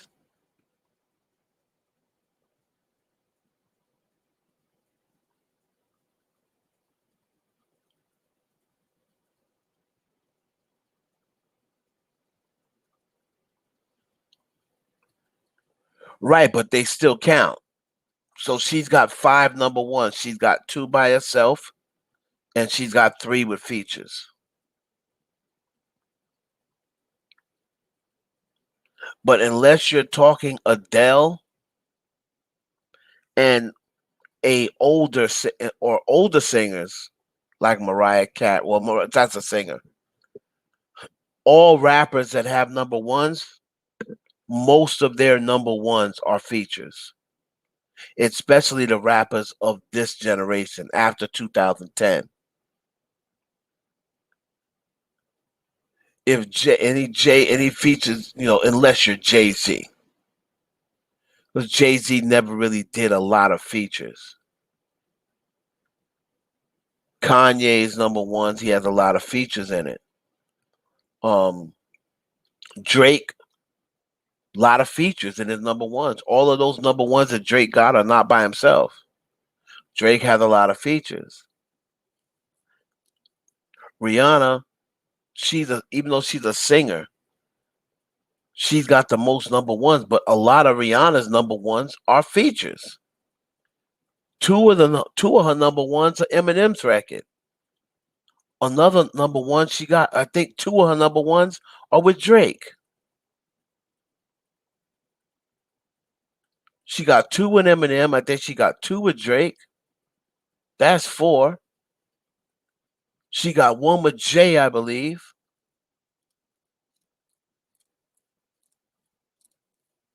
So even though Rihanna has some solo number 1s as well, she's got a lot of features. That's just the way we're living it. They're counting features as number 1s. So out of her 5, she has 3 that are features and 2 that are solos. So the reason why she's pushing her album back is not that she's uh not that Atlantic is specifically waiting on Nicki. They're just waiting.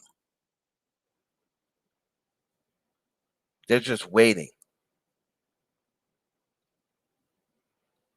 And when you couple in the fact that she went off and got pregnant again, and she's gonna have this kid, what? If she was pregnant in January or in February when she did the award show, you're talking about March, April, May, June. That's 4 months from it. So what is she? 6 months pregnant? 5.5 months pregnant? She's still got another 4 months to go. If you put the album out, in order for the album to get to number 1, you're gonna have to promote it. How is she gonna be able to promote an album that she puts out if she's got a bun in the oven? She's not gonna be able to promote it like she wants because the pandemic just ended. So they're just waiting, because anybody that puts an album out right now, you're putting it out for nothing. You're not getting number 1. That B2S album's gonna be number 1. Olivia Rodrigo is out. Okay. So your album ain't gonna be number 1.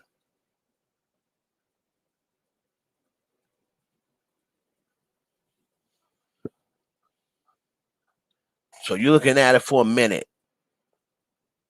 And that's what one thing about Atlantic, as dirty as they are, they know how to look ahead and read the room and read the landscape and say, so and so's coming out there, such and such is dropping there, so and so is dropping there, such and such is dropping there.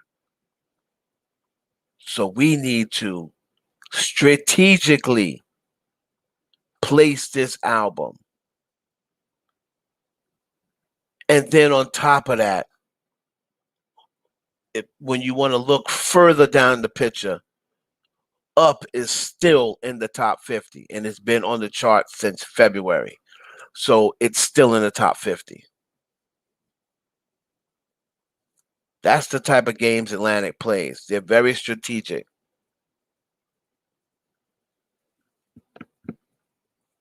So she's still got music out there that's charting. Invasion of Privacy still in the top 200. No, top 200 albums. The album's what, 4 years old? 3 years old, 4 years old, whatever. So that's why I believe, well, not that's why I believe, that is definitely the answer of why. Number one, she can't push it back herself. So it's not like she's like, yo, I'm gonna wait until Nicki drop. Even if that was her plan, she couldn't do that. She couldn't tell them, I'm not putting out my album until such and such. They're gonna be like, you better kick rocks. You putting out your album when we say you're putting out your album. Okay, moving right along. Chicka boom, chicka boom.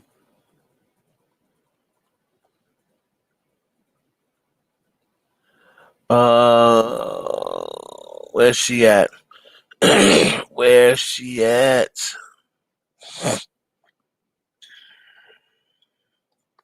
Oh, good old B. Good old B.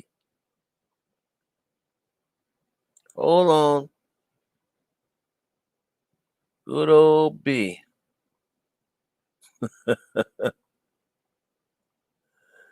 B, where you at, B? Where are you at, B? Hold on.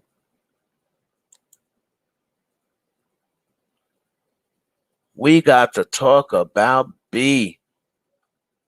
That's the other B. Hey, it's the white gloves for me.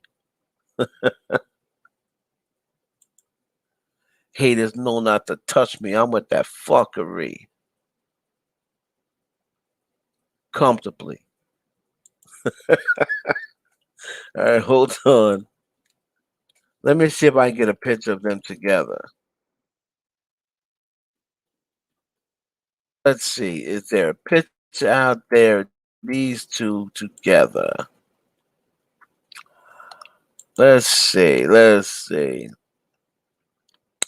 Ah. Ah.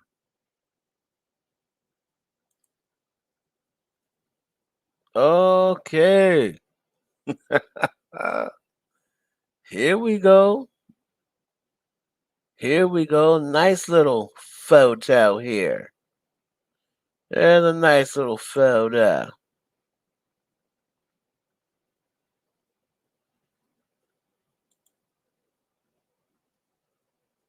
B, what you doing, B? Is Beyonce sabotaging Normani? Everybody asks. Everybody asks. Buy the Doja album? Everybody asks. The Doja album was okay. I'm not gonna lie. It was all right. Um, Everybody asks, Hev, what's up with Normani? Hev, what's going on with Normani? Yo, Hev, is Normani still doing music? Last time we saw Normani, she was in There's some hoes in this house. There's some hoes in this house. Dancing around with a church hat on. I said, what? Why does she have that? That's the same hat Mother Winfield used to wear. The mother of the church used to wear on Communion Sunday. And she's wearing it in a music video where she's supposed to be in a hoe house. And she in there with a church hat on. I said, Lord, child, what are they doing to Normani?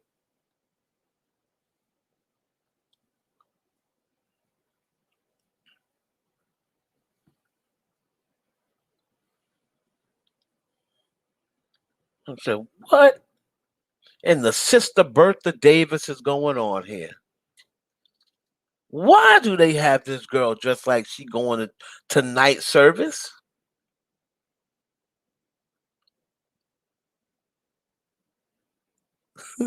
Well, Mabel Winfield, the first lady. I said, wait a minute. They had something on that in that video that did not compliment her body.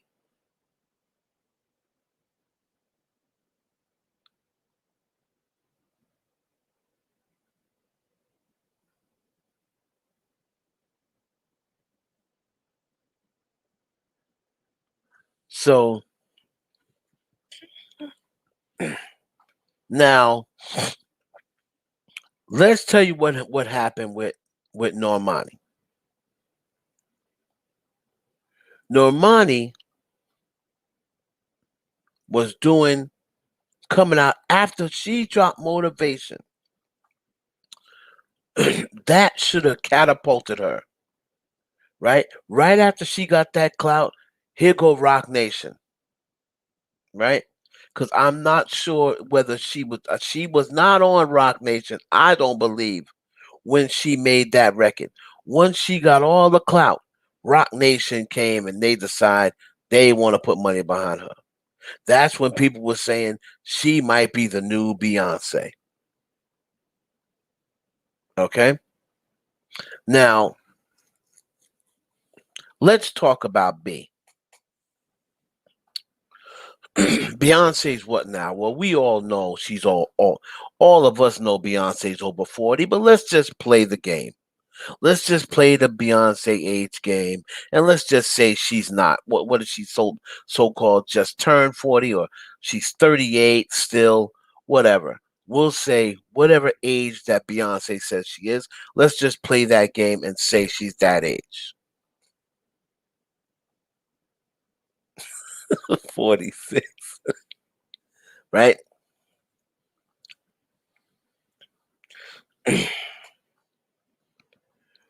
When Normani came out with Motivation, right?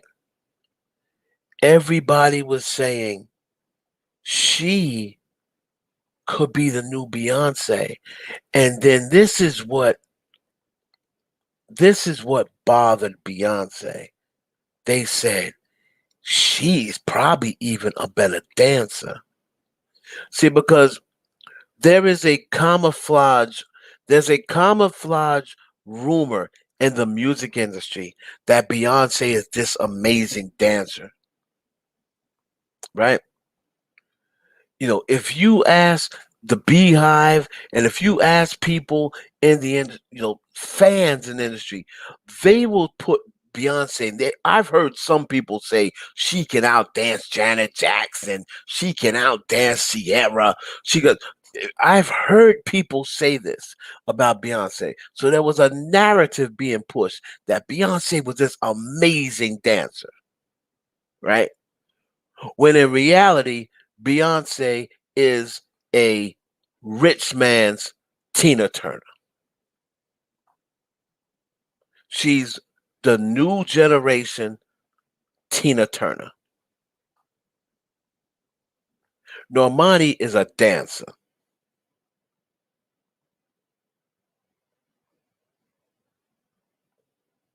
Normani's a dancer.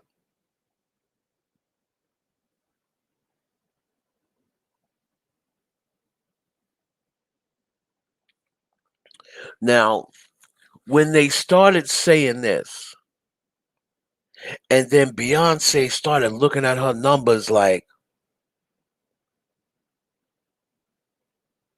I don't know about this. Mm-mm. Jai, Jai, mm-mm. Jai! What? Why are you yelling? I don't understand. What's the yelling for? I'm in the same house. Why are you yelling? You see these charts? Did you see this chart? The Carter album? It didn't even get to number one, Jay.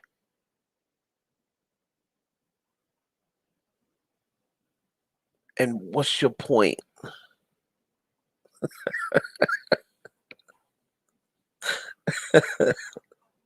What's your point? You shouldn't worry about these kids. There's kids buying records now. We don't need to get to number one. We're rich.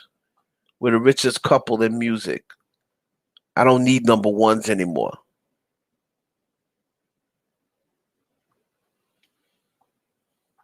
So she was like, I don't like this. I'm way down there. Oh my God. I'm under the charts. I'm just a couple of I'm just a couple of slots over Tanashi and Seven Streeter. Oh no. Oh Seven Streeter? Seven Streeter, Jay? I'm only a couple of slots over Seven Streeter. Not gonna have it, Jay.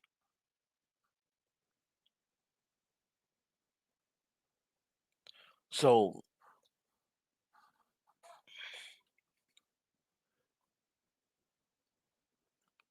when they started talking about replacing her with Normani, and they went and got Normani under Rock Nation, Beyonce said, may not be a big deal to you, but it's a big deal to me. Mm-mm. So she had Chloe and Holly. Now, if anyone knows or remember, she's been grooming Chloe, even though Chloe and Holly are sisters. She's been grooming Chloe for many years, even when Chloe was a child.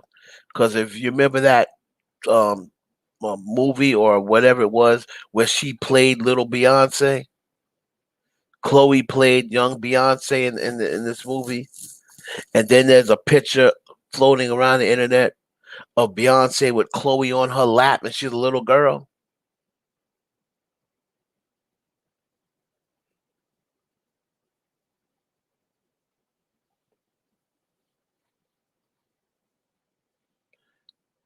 And now she's sitting there, and everything she does is Beyonce. When I first saw her, I said, wait a minute, this girl even smiles and talks and sounds like Beyonce. It was creepy. The very first time I saw them, I said, yo, this chick, Chloe, I didn't know them apart at that point. I said, yo, she even tried to do her smile like Beyonce. Her hand movements when she riffs, her smile, like she tried to like turn her head and do that little Beyonce smile. She laughed like her. I said, wait a minute here. Now she's going solo after what, 2 albums? And now it all makes sense. So when Beyonce was saying, she is going to name her replacement. She is grooming Chloe to be her replacement. She said, damn Normani, I'm not getting replaced by Normani. If somebody replaces me, it's going to be the bitch that I mentored. So that's just going to carry over from me to the chick that I mentored and brought up. So it's still an extension of me. Now they're going to have to mention me for another 20 years. Oh, this is Beyonce created her. Beyonce mentored her. Beyonce. She's going to be known as Beyonce's protege.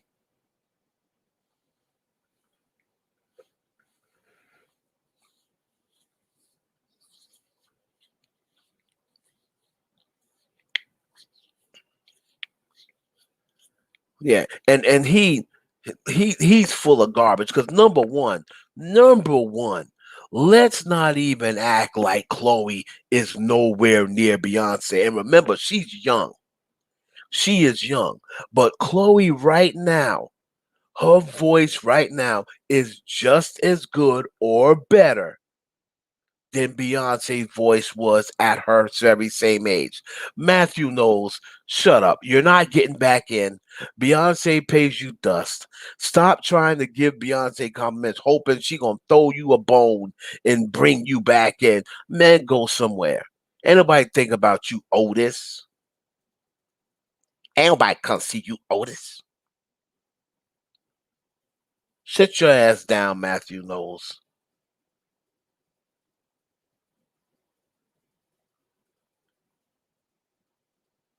Um I don't think they'll stop investing in Meg because they're two different genres. And remember, Megan is not Jay and Beyonce. They're not on Jay and Beyonce's label. Excuse me. She's not on Jay and Beyonce's label. Who is a handler besides Jay-Z? Well, there's a lot of handlers for different people. A lot of people believe that Offset is Cardi's handler. A lot of people think that Party is now Megan's handler.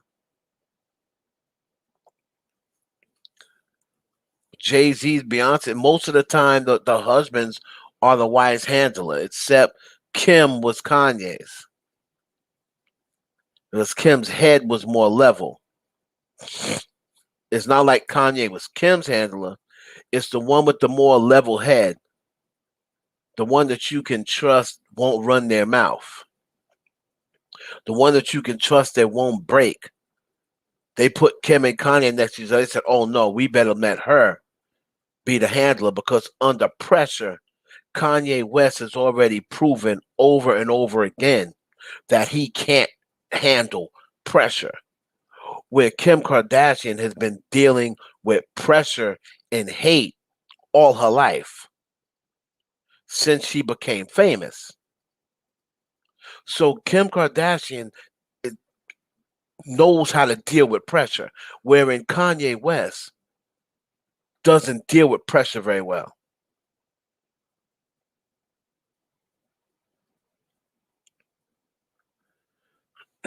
um, I believe I would have said after Cardi if Cardi didn't get pregnant. Now, I always believed that Nicki was going to be towards the end of the year. Anyway, I believe her album is coming on the last quarter of the year. September, October, November, December. That's what I always felt about this album. Now that Cardi's pregnant, you're talking 6 months in July, or 5 months in 6 months in June, 7 in July, 8 in August, 9 in September.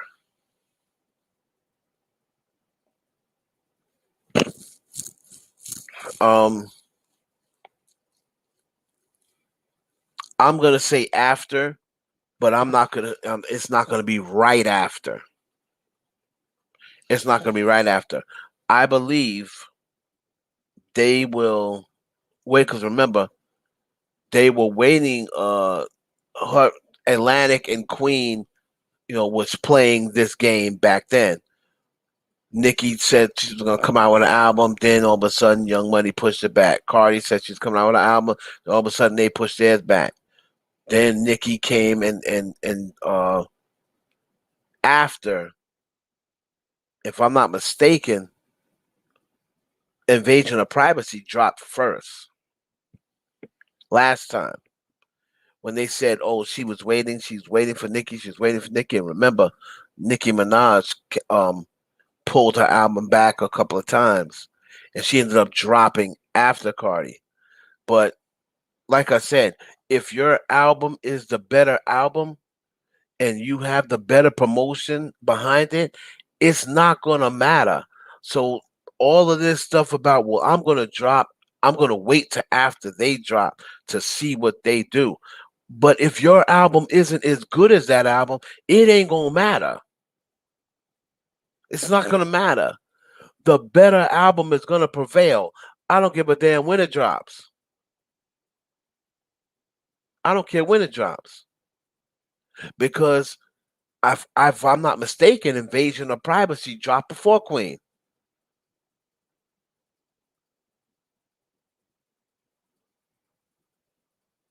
So Invasion of Privacy dropped before Queen,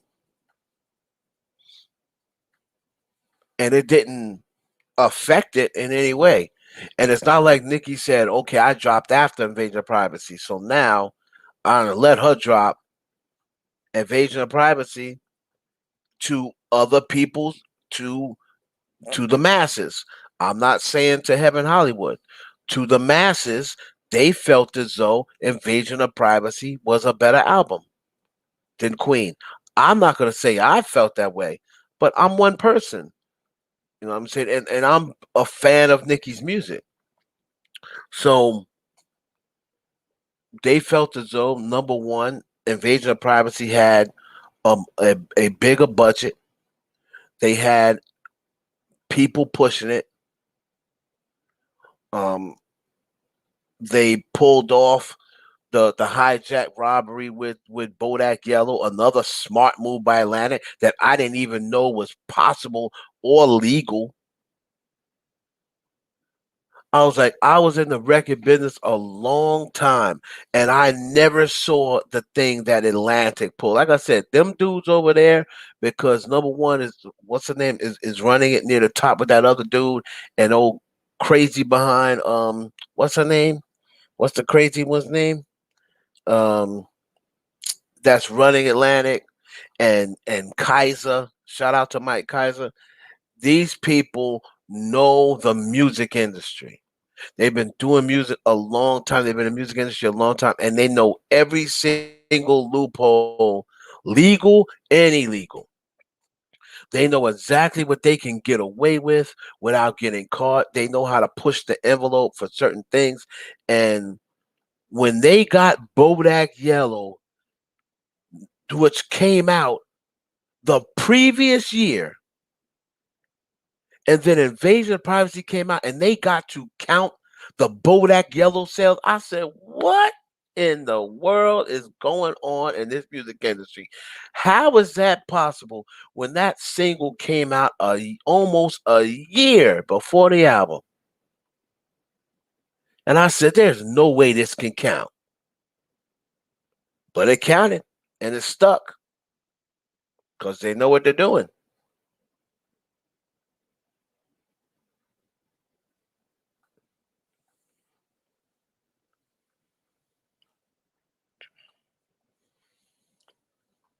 Blocking, yeah. So what she I but I think what Nicki meant was what I think Nicki went when she said blocking, I think she meant she was blocking people. I don't think she meant somebody was blocking her album because Atlantic can't block Nicki's album. They're not on the same, they're not on the same. Atlantic can't block Nicki's album. That's impossible. Nicki's on Universal. I think when Nicki tweeted blocking, I think she was meaning she is blocking these barbs who continue to talk about her ops on her timeline. I thought that the Bobs honored what Nicki says, and they honor Nicki's word. Well, Nicki Minaj, I have heard it now come out of her mouth or fingertips 2 or 3 different times, telling y'all to stop mentioning her ops on her timeline. And for whatever reason, people just won't stop.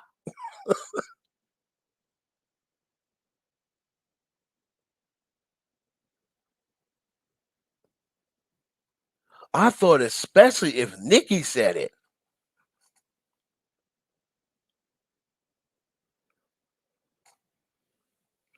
I thought if Nicki said it, people would just stop and say, you know what? Nicki's getting upset over it.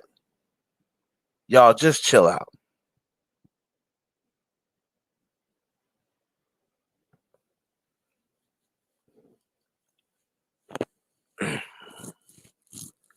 So it's like this, man. I don't see Nicki dropping and stopping anything Cardi's doing. And I don't see Cardi dropping a certain time and that's going to stop what Nicki's doing.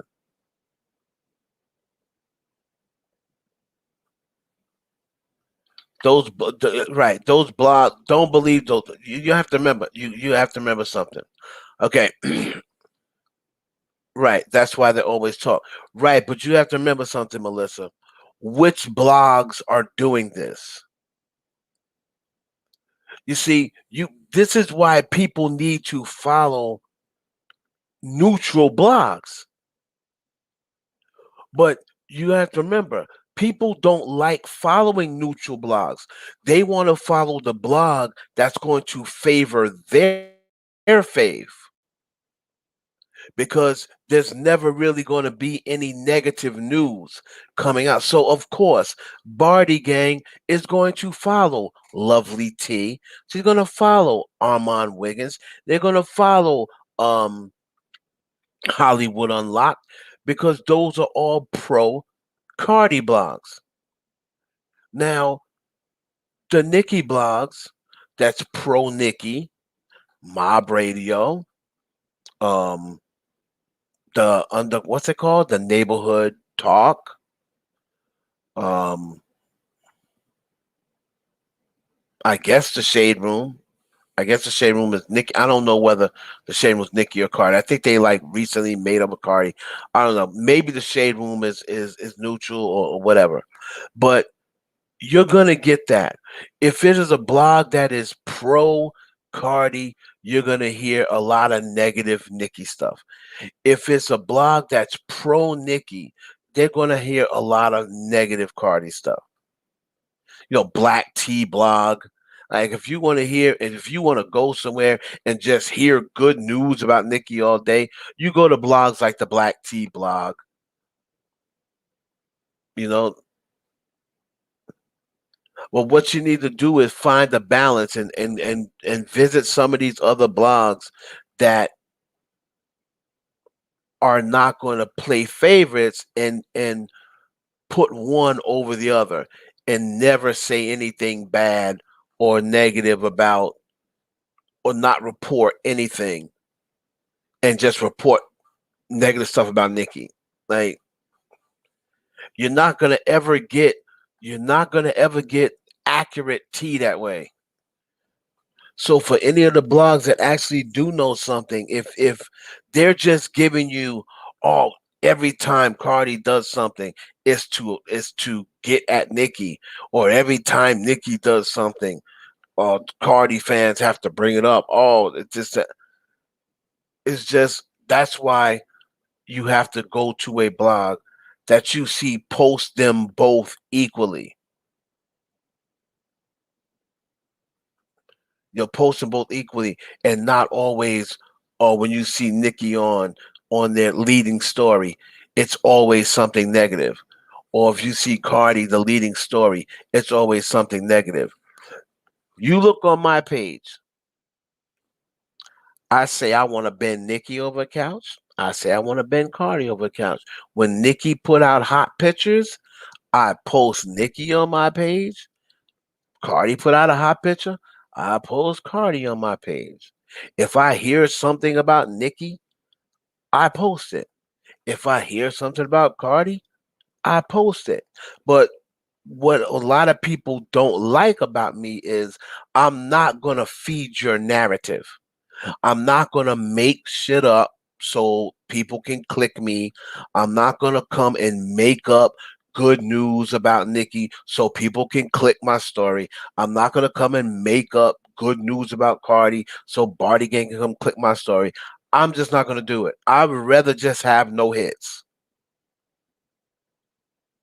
I'm not going to make a Nikki post every single day because I know the barbs are going to click it. I'm just not going to do that.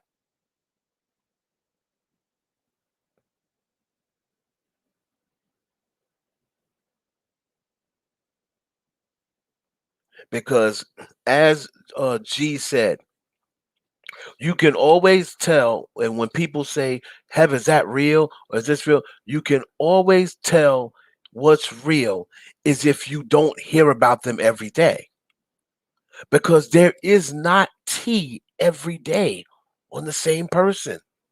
It's impossible. You live your life, right?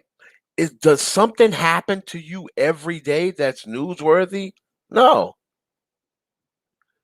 So it's the same thing with them.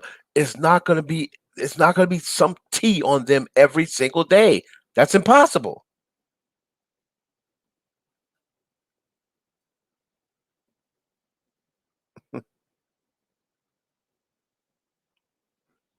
That's fine. She can say it all she wants. My page that I report on is nothing like her page. I could care less what she says. She came out of my life. Let's not forget that. I birthed Ashley Miracle. So how would I steal her tea? She came from my life. She got birth from my lives and from the blog of the person who I put on. So how could I steal her tea when she was in my life every single day?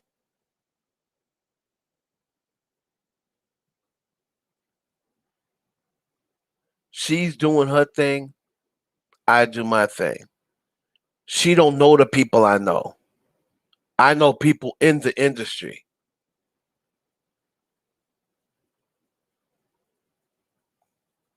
Yeah, that's fine. That's fine.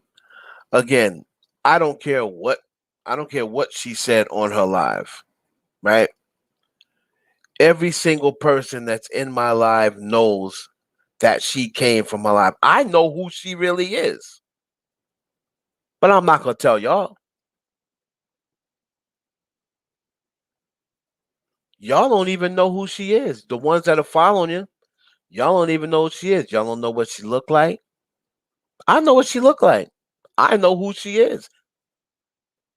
She was in my life every single day. Every single day.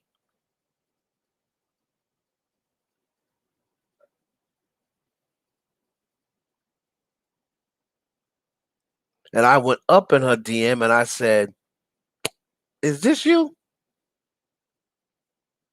And she was going to end her page because I found out who she was. And I was the one who told her, "Nah, don't end your YouTube. Keep it going." She was going to quit YouTube when I found out who she was. And I said, "Don't quit. Keep it going." I'm not a hater. I'm not a hater.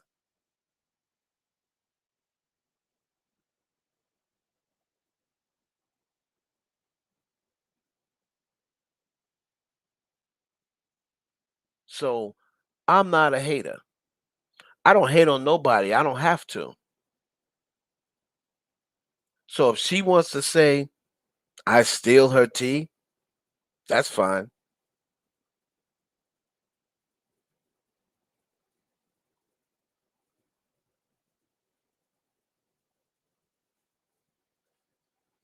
But all you have to do with me is go back, and I say this, and I'm not even saying about her because, like I said, I'm not going to talk about her. I'm not going to disrespect her. I'm not going to insult her. I'm not even going to say she steals my tea anymore. I'm not. I don't. I don't. I'm not even going to say that anymore. She doing her thing. Shout out to her. But when you think about that, this is what you do with me. You can go back and paper trail me.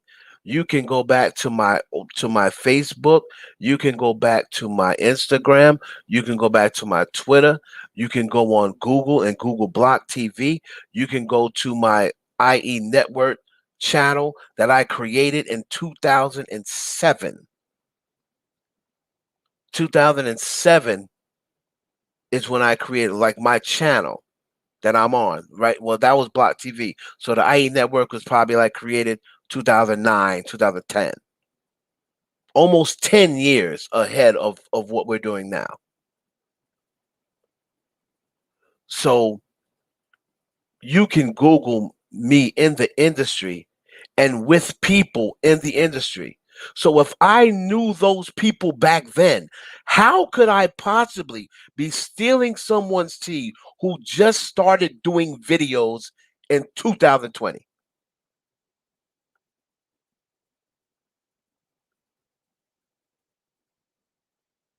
How?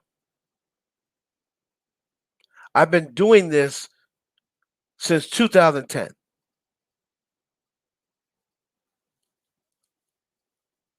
So how could I possibly be stealing information from someone who just started doing videos?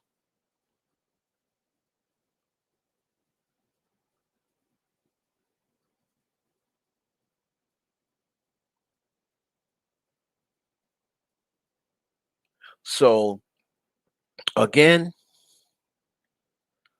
I could have just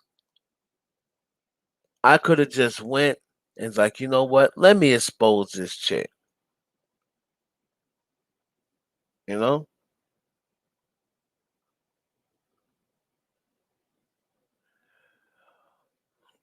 Well, listen, I don't think, I like Millie, you know what I mean? I like Millie, and me and her don't always agree on everything, but I'm not gonna disrespect Millie because I fucks with her. She generally fucks with me. She knows that I like Cardi way more than, of course, she does. But what how I don't judge her by the way she does dislikes Cardi or what have you. I don't think she knows Cardi. She's never met her. She's never met Cardi B. But I like Millie because I mess with people who mess with me. Even the times that we didn't disagree on when we disagreed on something, she can just say, "Okay, well, I disagree," and I can say, "All right, Milagro, but I disagree." But I fucks with you. She generally fucks with me. I fuck with her. I'll always show her respect, even if we don't agree on everything. I'll always show her respect because she has always showed me respect. She's always bigged me up. She's always shouting me out. If she heard something in my life, she goes back to her people and say, "I heard it from Heaven Hollywood." She's had me call into her show. She had me call into her show about the Megan video. Everybody, and you can go back and ask her. I was the one because I was at the video shoot in the pandemic, and she had me on her show, and I told her exactly what was going to happen in the body video. And that night it came on, and everything that I told her, and every person that I told her was going to be in the video was in the video, and everything that happened in the video happened from what I told her.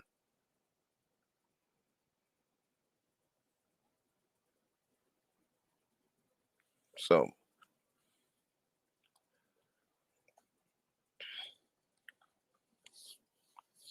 the shout out to Ashley Miracle. Do your thing, boo. Do your thing, cause I'm gonna keep doing my thing. My channel. Why was I at the video shoot? Cause I was asked to be there by somebody. Somebody asked me to go cover it. That's why I was there. Somebody that could not get there wanted me to cover it because they know I got the camera, I got all that. So they couldn't make it there. They said, "Can you go cover this video shoot? It's Megan Thee Stallion. She's shooting the video. Don't tell nobody." So I went.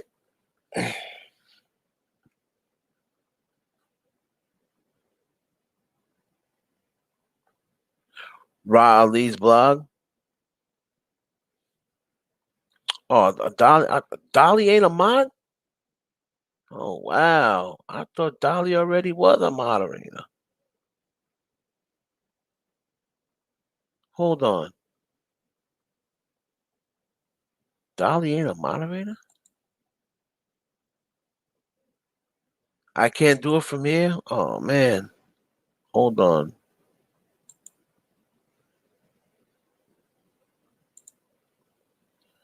I'm gonna have to do it next time. I can't, man. I can't do anything from here. Anyway, so because it's going to be and again ending that. Shout out, Ashley Miracle, do your thing. Shout out to Millie. Shout out to um T Serve Cole. That's my people. Go to Lexus and got that scoop. All right, shout them out. And of course, I always have to shout out Spill the Sugar. That's family. And in case you didn't know, shout out to the Whisper Report too. Like y'all follow their page. Shout out to the Whisper Report. Um, that's pretty much it. And my dude, Choke No Joke. After that, I don't really mess with nobody else. Um, Everybody hates Nosy, like all the Nicki fans hate Nosy.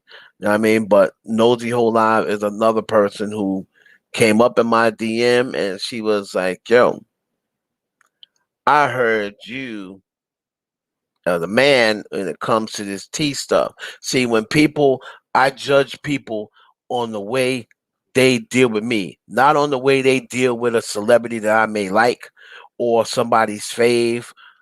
I judge people on the way they deal with me. So Nosy Whole Live, as even though everybody hates her about the whole Nicki situation, she came up to me and my DM was like, "Look, I respect you. I heard a lot of good things about you. I'm gonna follow you. If you could follow me back, blah blah blah. Respect." I don't think she's ever said anything to me after that. She may not even came in my live or whatever the case may be. But when she sees something on my channel, she puts my name in, she puts my channel in, and I got nothing but respect for her. I don't judge people based on how they feel about certain celebrities because that ain't me. That's not me. That is not going to do nothing for me. It don't hurt me in no way. How she feel about Nicki Minaj or how somebody feel about whoever. That doesn't hurt me. It's how you feel about me. It's how I judge people. So back again, Beyonce is doing the sabotage. I'm sorry we went off so long. Beyonce doing the sabotaging thing because she wants the girl that she has molded. She wants her to be the replacement, and in turn, it's hurting her husband's artists. Funny as that seems. And last but not least, before we get to some questions, Breezy and um Carucci was coming out of Six Flags. Now, Carucci, of course, is going to run to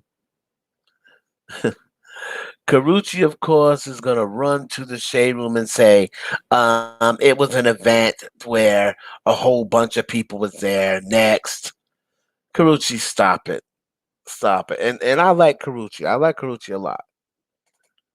I like Carucci a lot. And I talked to Carucci. G talks to Carucci. You know what I mean? So I like Carucci. But cut it out, ma. You got big old Six Flags, right? You got Six Flags there. Yeah, I know there was an event going there, but so what are the odds? If there's an event there, excuse me, guys. If there's an event there, what are the odds that Carucci's coming out, and then right behind, no, Chris comes out, and then right behind Chris, here comes Carucci, right behind him.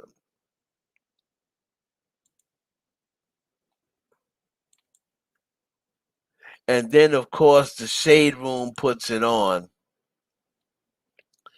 The Shade Room puts it on. And then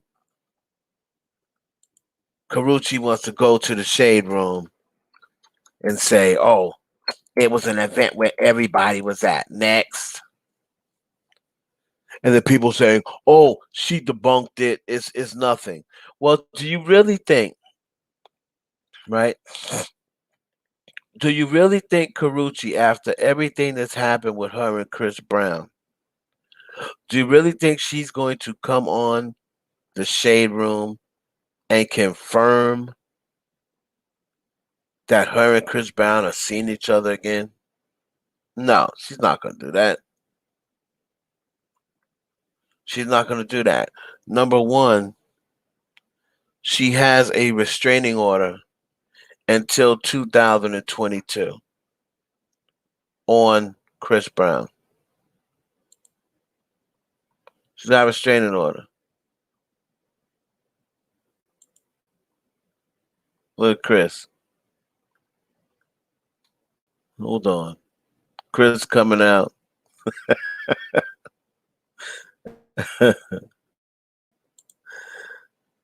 That's his boy. That's his boot thing, boy. That boy love him some rice cakes. Look, he all happy, giving everybody a pound. That nigga happy as a. Breezy, it's great to see you, fam. Chris.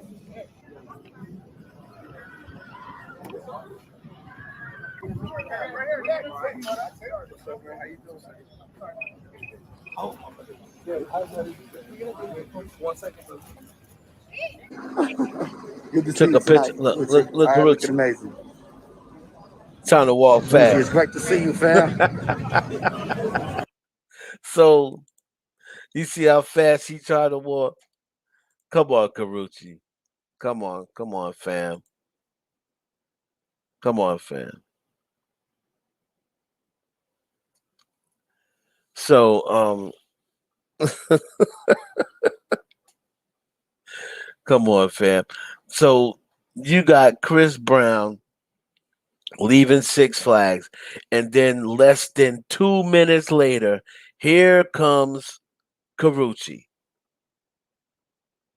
Now, I already put a video out that said, them two was having conversation with each other. They have been conversating since Victor Cruz and Carucci split up. Chris Brown, the day, if y'all remember, it was a few months ago when he cut Amika off in public. He made it known that he was cutting her off. I guess he like unfollowed or he made some sort of saying I'm single or something like that.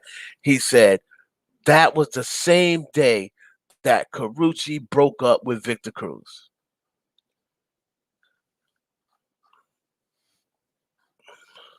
Now, Chris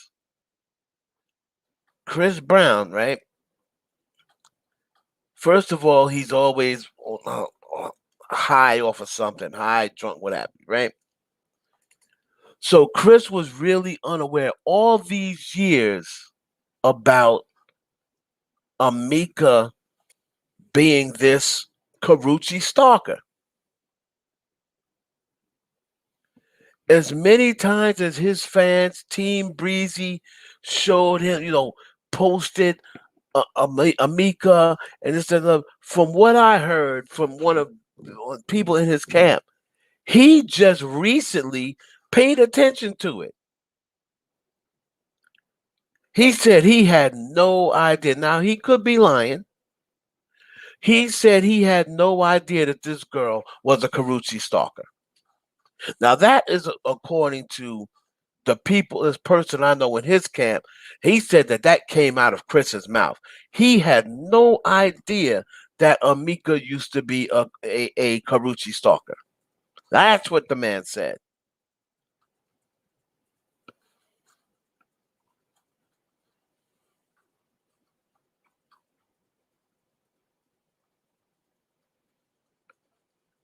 So I guess when he found that out, and then people started sending him the old tweets and how she's dressing up like Karuchi and dressing up like Rihanna and dressing up like all these exes from Chris.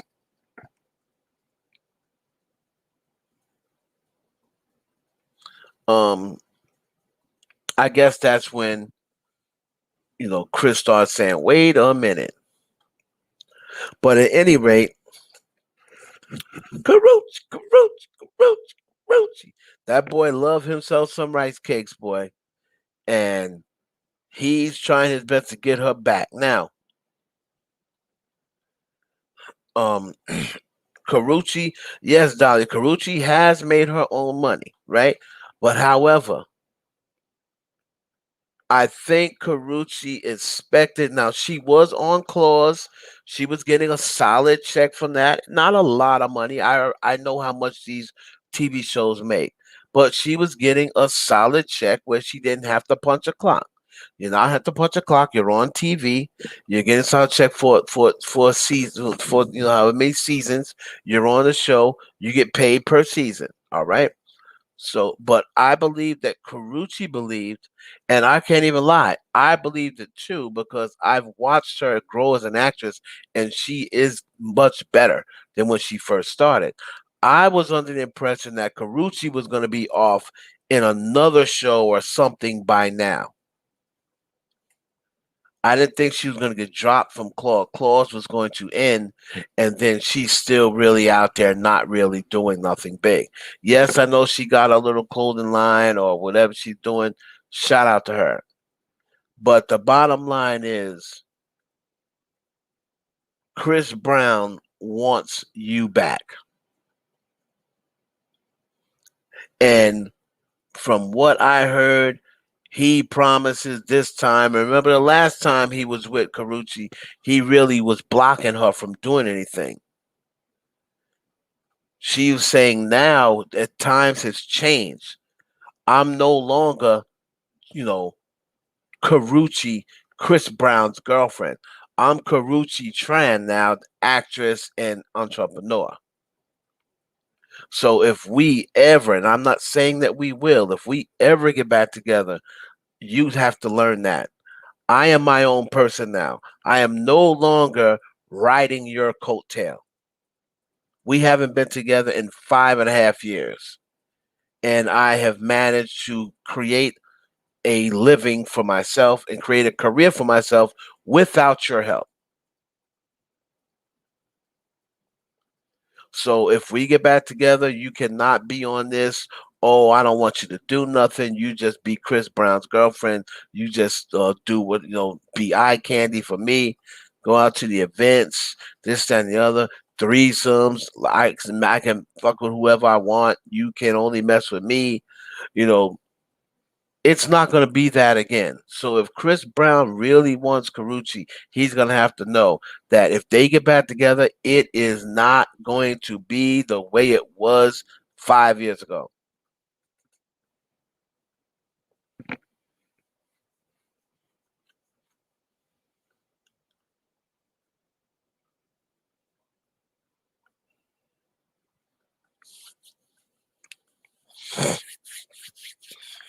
So all right. My video, y'all can go back and see the video. If you missed it, I made a video a month ago, what have you, talking about Chris Brown. I also made a video about 3 months ago saying that Chris Brown wanted Carucci back. The whole thing with Rihanna, everybody, oh no, it's Rihanna. Chris Brown does not want Rihanna. He is not wanted Rihanna, and yes, Chris Brown, sure, he would smash if he could. He would smash if the opportunity presented himself.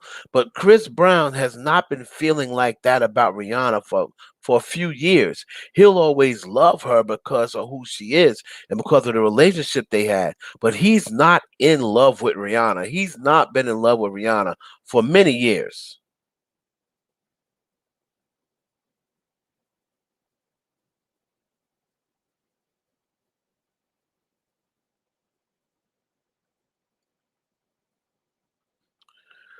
Now, Ari, like I said, I believe she had cut contact with him, but you have to remember something. Chris Brown is basically, I thought she cut contact with him due to what had happened, which she did. But Chris Brown, he's a convincing dude.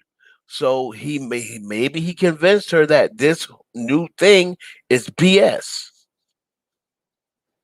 Maybe he told her, "Hey, I'll show you it's BS."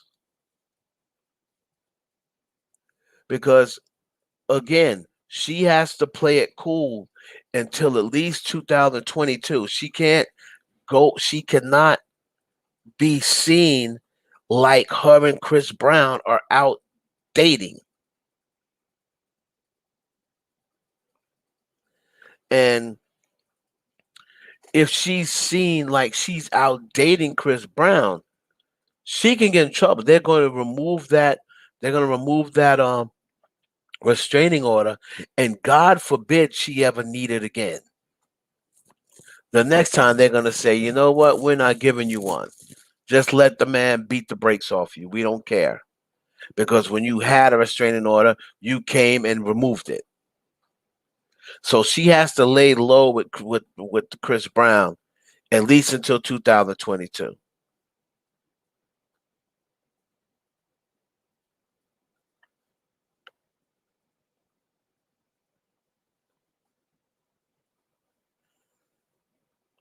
Yeah, because I'm not looking at the questions. I'm sorry, guys. I'm trying to get my takes out. So now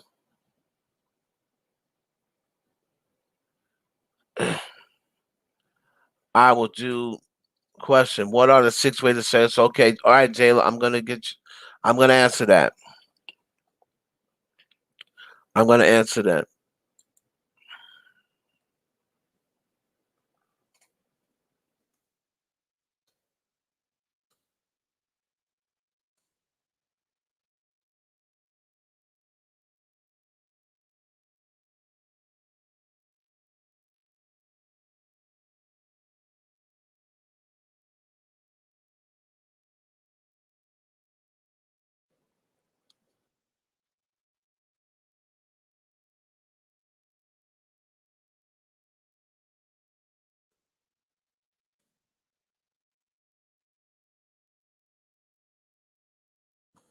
Hold on. Let me put this on the banners. Let me put this on the banners. Hold on.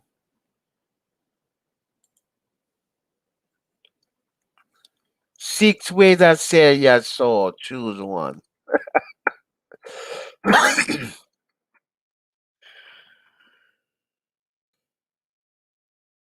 Ready?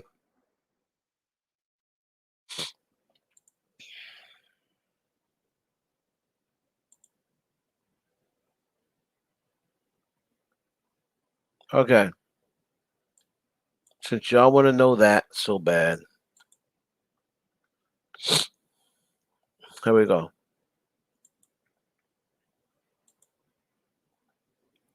Here's one. To a spiritual meeting with the devil, and that is the original selling of the soul. If you go back to, I believe his name was Guitar Bob Johnson or one of these guys, this was supposed to be the first guy to ever sell his soul. And that was with a spiritual meeting with the devil, where the devil appeared to be real, but the devil was not real because he's not there in physical form. The devil is real. but he's not in physical form. So he had a spiritual meeting with the devil where he saw the devil in front of him and he was talking to him and he struck a deal with him. A personal deal that if you give me fame, I promise to you, you can have my soul. That was the original way of selling your soul. Spiritually, it's kind of like praying to God, except you're just talking to the devil and you are asking him and you are striking a deal personally with the devil as your soul for your collateral. Your soul is your collateral.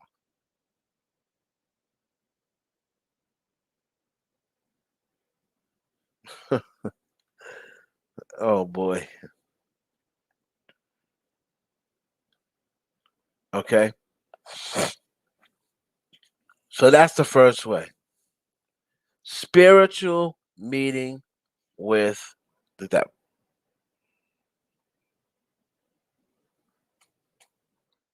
Two, second way to sell your soul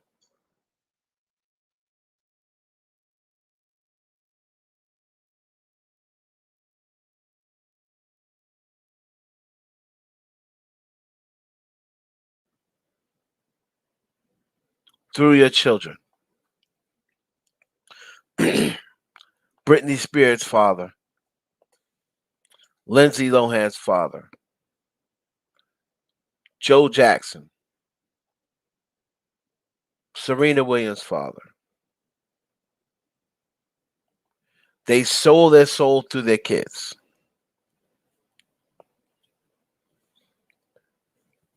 They waited because they could not. They didn't make it. Okay. Right. They excuse me. They couldn't make it. So they used their children and they lived vicariously through them. And they pretty much sold their kids to Hollywood.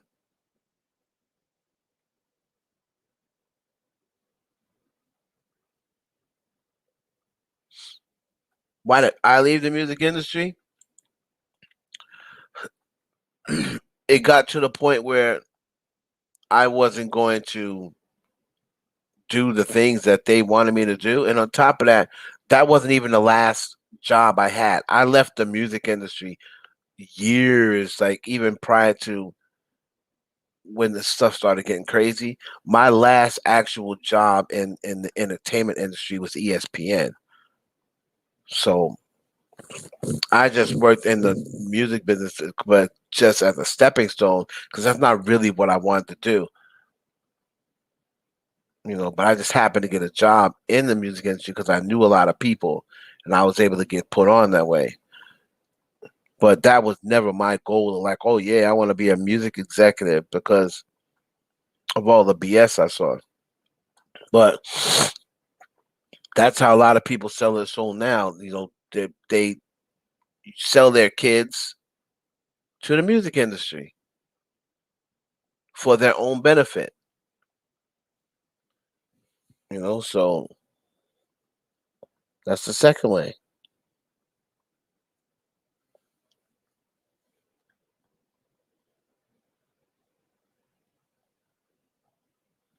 Yeah, yeah, Clevin, you bugging, brother. Serious. Where Reese at? Reese still in here?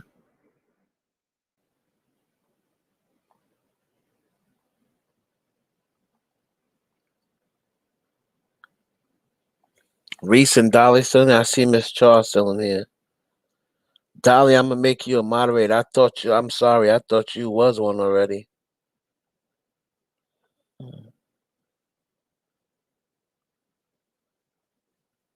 Okay.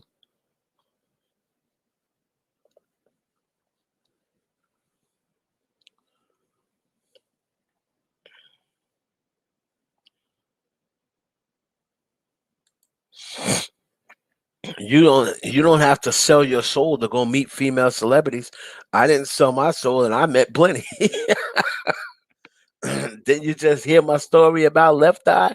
I met Left Eye and played pool with her. I didn't sell my soul. You just gotta go hang out in the right spots. You ain't gotta sell your soul to meet any of these celebrity chicks. Oh, I just want to meet the celebrity chicks. Well, go. You gotta hang out where celebrities hang out.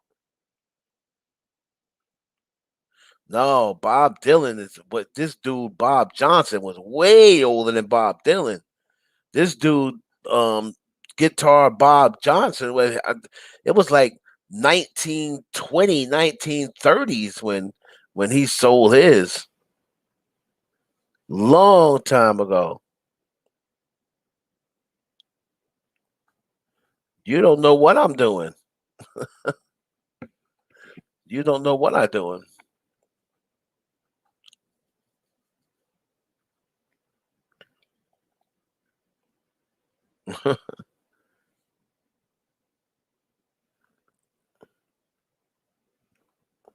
I have. I have. I may not be doing that right now because I really don't care to. Because I'm not in that mix anymore. So if you're not in the mix, if you're not in the mix with celebrity females, you ain't gonna smash celebrity females. I don't hang in that mix no more. So I'm an old nigga. Like I don't do that no more.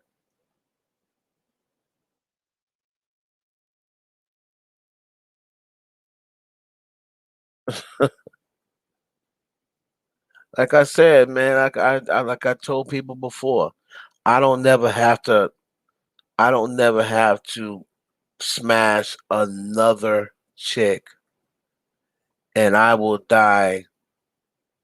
I done forgot more pussy than a lot of niggas have had. That's just being real. I done forgot more pussy than a lot of niggas had in their life. So, but I'm, you know, that's not my thing no more. You know what I mean? I'm trying to raise a little girl. Like I don't care about that shit no more.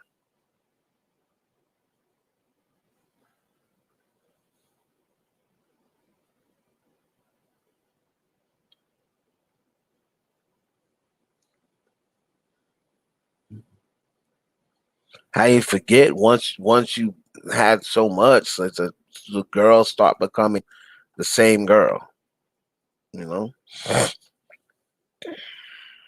But anyway, we're not talking about me.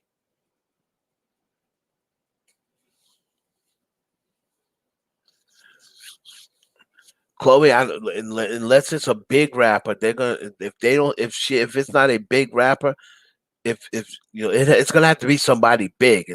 It's got to be somebody like Drake status or something like that. If not, they're gonna go with a athlete or an actor.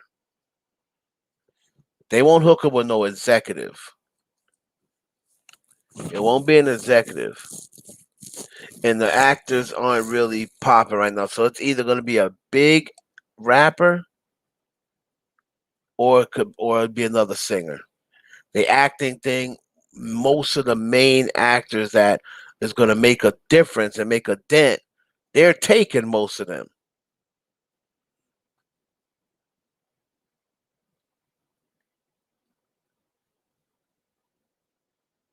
Kenny's ex, she bitter. She bitter, Jessica. She's bitter. That's why. Okay, hold on.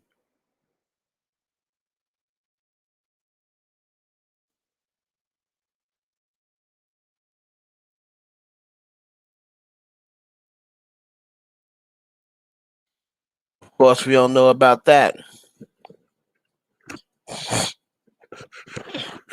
Blood sacrifice. Okay.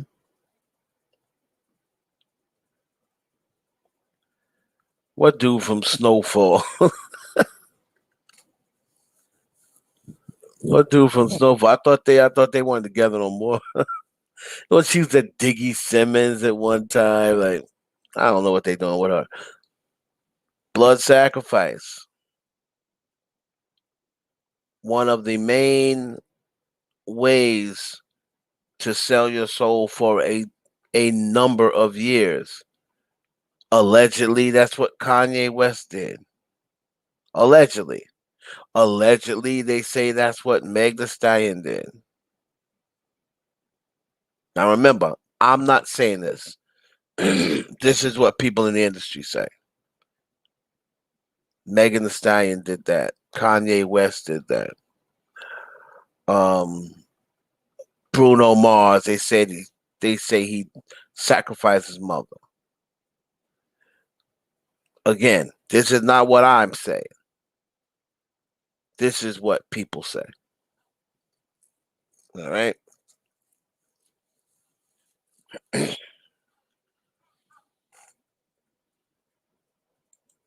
And so they say your mother's worth 10 years. Your mother's worth 10 years and 20 million. So you'll get 20 million in the account as an advance. Allegedly, allegedly. This is the deal that happened with Kanye West. You got 20 million in your account. You get 10 years on top in the game. After 10 years comes, whatever happens to you happens. If you want to give us another offering in 10 years, it's up to you. Again, I'm not saying this. This is what people talk about. All right.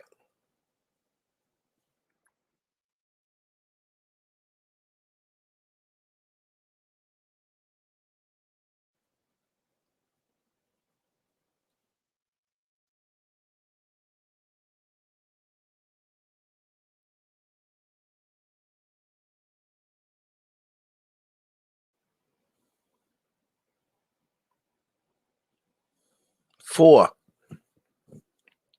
This is what a lot of actors just really pertains most of the time to a lot of the actresses.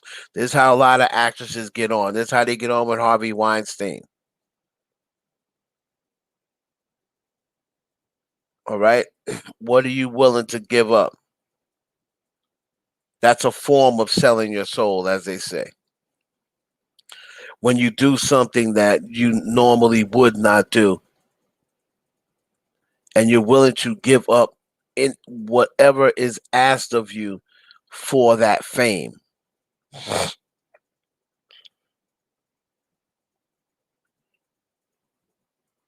You're willing to give that up. And along with that comes a lot of other things. You comes the evilness. You have to pretty much commit to all of the the 7 deadly sins.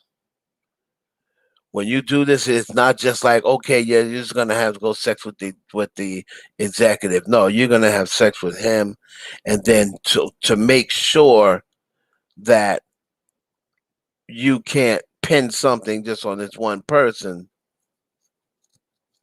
you're gonna have sex with another person,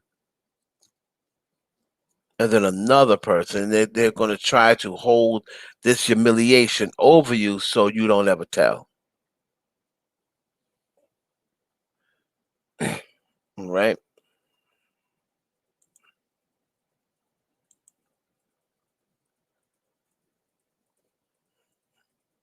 Here's another one.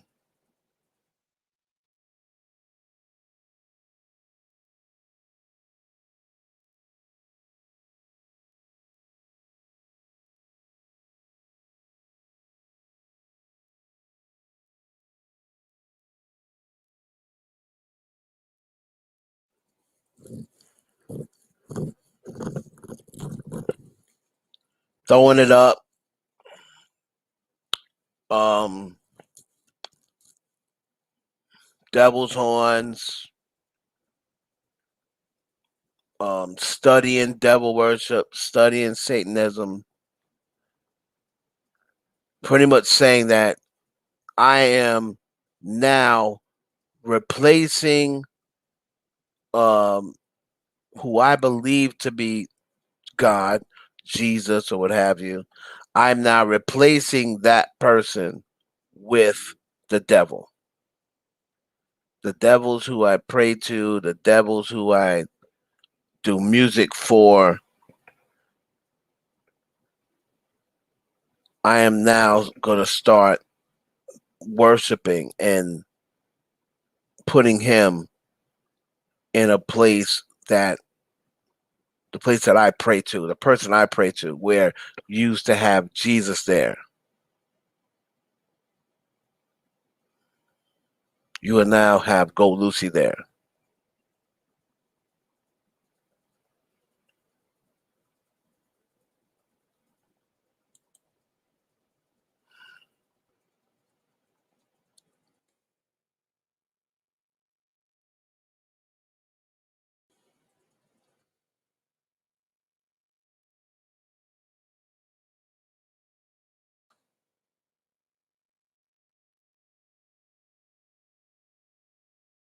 And that's the final way.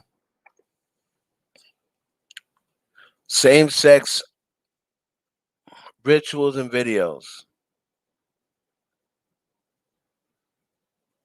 Rituals meaning pushing the agenda that they say.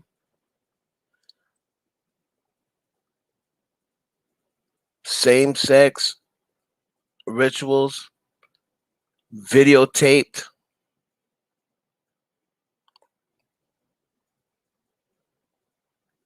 Um, the reason why it's videotaped is so that you can never ever try to blow the whistle on us, because we got a whole bunch of stuff.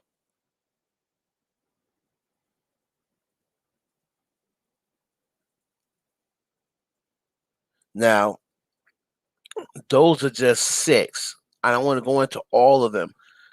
I don't know all of them, but those are the six main ones. You also got to remember about, you know, all the things that come with it. Self worship, mind control, witchcraft. You can also sell your soul through witchcraft. Mhm. So, anyway, 3.5 hours. Listen, Melissa, I'm not going to answer that question. I'm going to say this. Whatever y'all think Nicki did or did not do, we're just going to go with that because I'm not arguing with no bobs tonight. So, whatever y'all feel Nicki did or didn't do, we're going to roll with that. All right, y'all. I will see y'all tomorrow. I'm dead tired over here. But yo, thank y'all for rocking out with me, man, for 3.5 hours. It was lit. Cleavon, Deborah, LaShoy, Lachey, sorry about that. Lively, of course, Dolly, my assistant. I thank you for everything. Of course, Reese, my right hand.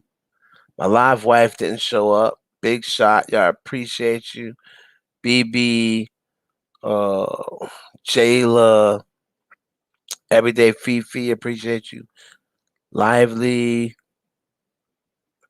just everybody. Miss Shaw. Who else did I not see? Whoever I didn't see. Oh, I saw Ashanti. Um, everybody. Everybody, man, y'all. I appreciate y'all. If I'm missing somebody, I'm not missing you on purpose. I'm just gonna say everybody, all my heavy hitters. Yeah, I appreciate y'all. Everybody that came in for the first time. Hopefully, you'll come back. And again, before ending, so just in case people are gonna run back and say I was playing. I have no disrespect. I have no malice in my heart for nobody. Whoever's doing their things, doing thing. If possible, credit a nigga if possible. You know what I mean? If possible, if it's possible, give me credit. If you heard something that I said and you use it to, you know what? Give me some credit. If you don't want to, whatever, don't. But shout out to Ashley Miracle. Shout out to all all the people doing their thing on the blogs or what have you. I do my thing. I do my own thing. You know what I mean? I don't need other people to get stuff that I have people that call up for that. All right. So don't believe the hype. I'm not stealing nobody's tea. They ain't stealing mine. Whatever. It's whatever. Um yeah, shout y'all out, man. Thanks for coming in and chilling with me for 3.5 hours. Boy, Heaven Hollywood experience. And oh no, man, I guess we out, right? I guess we out.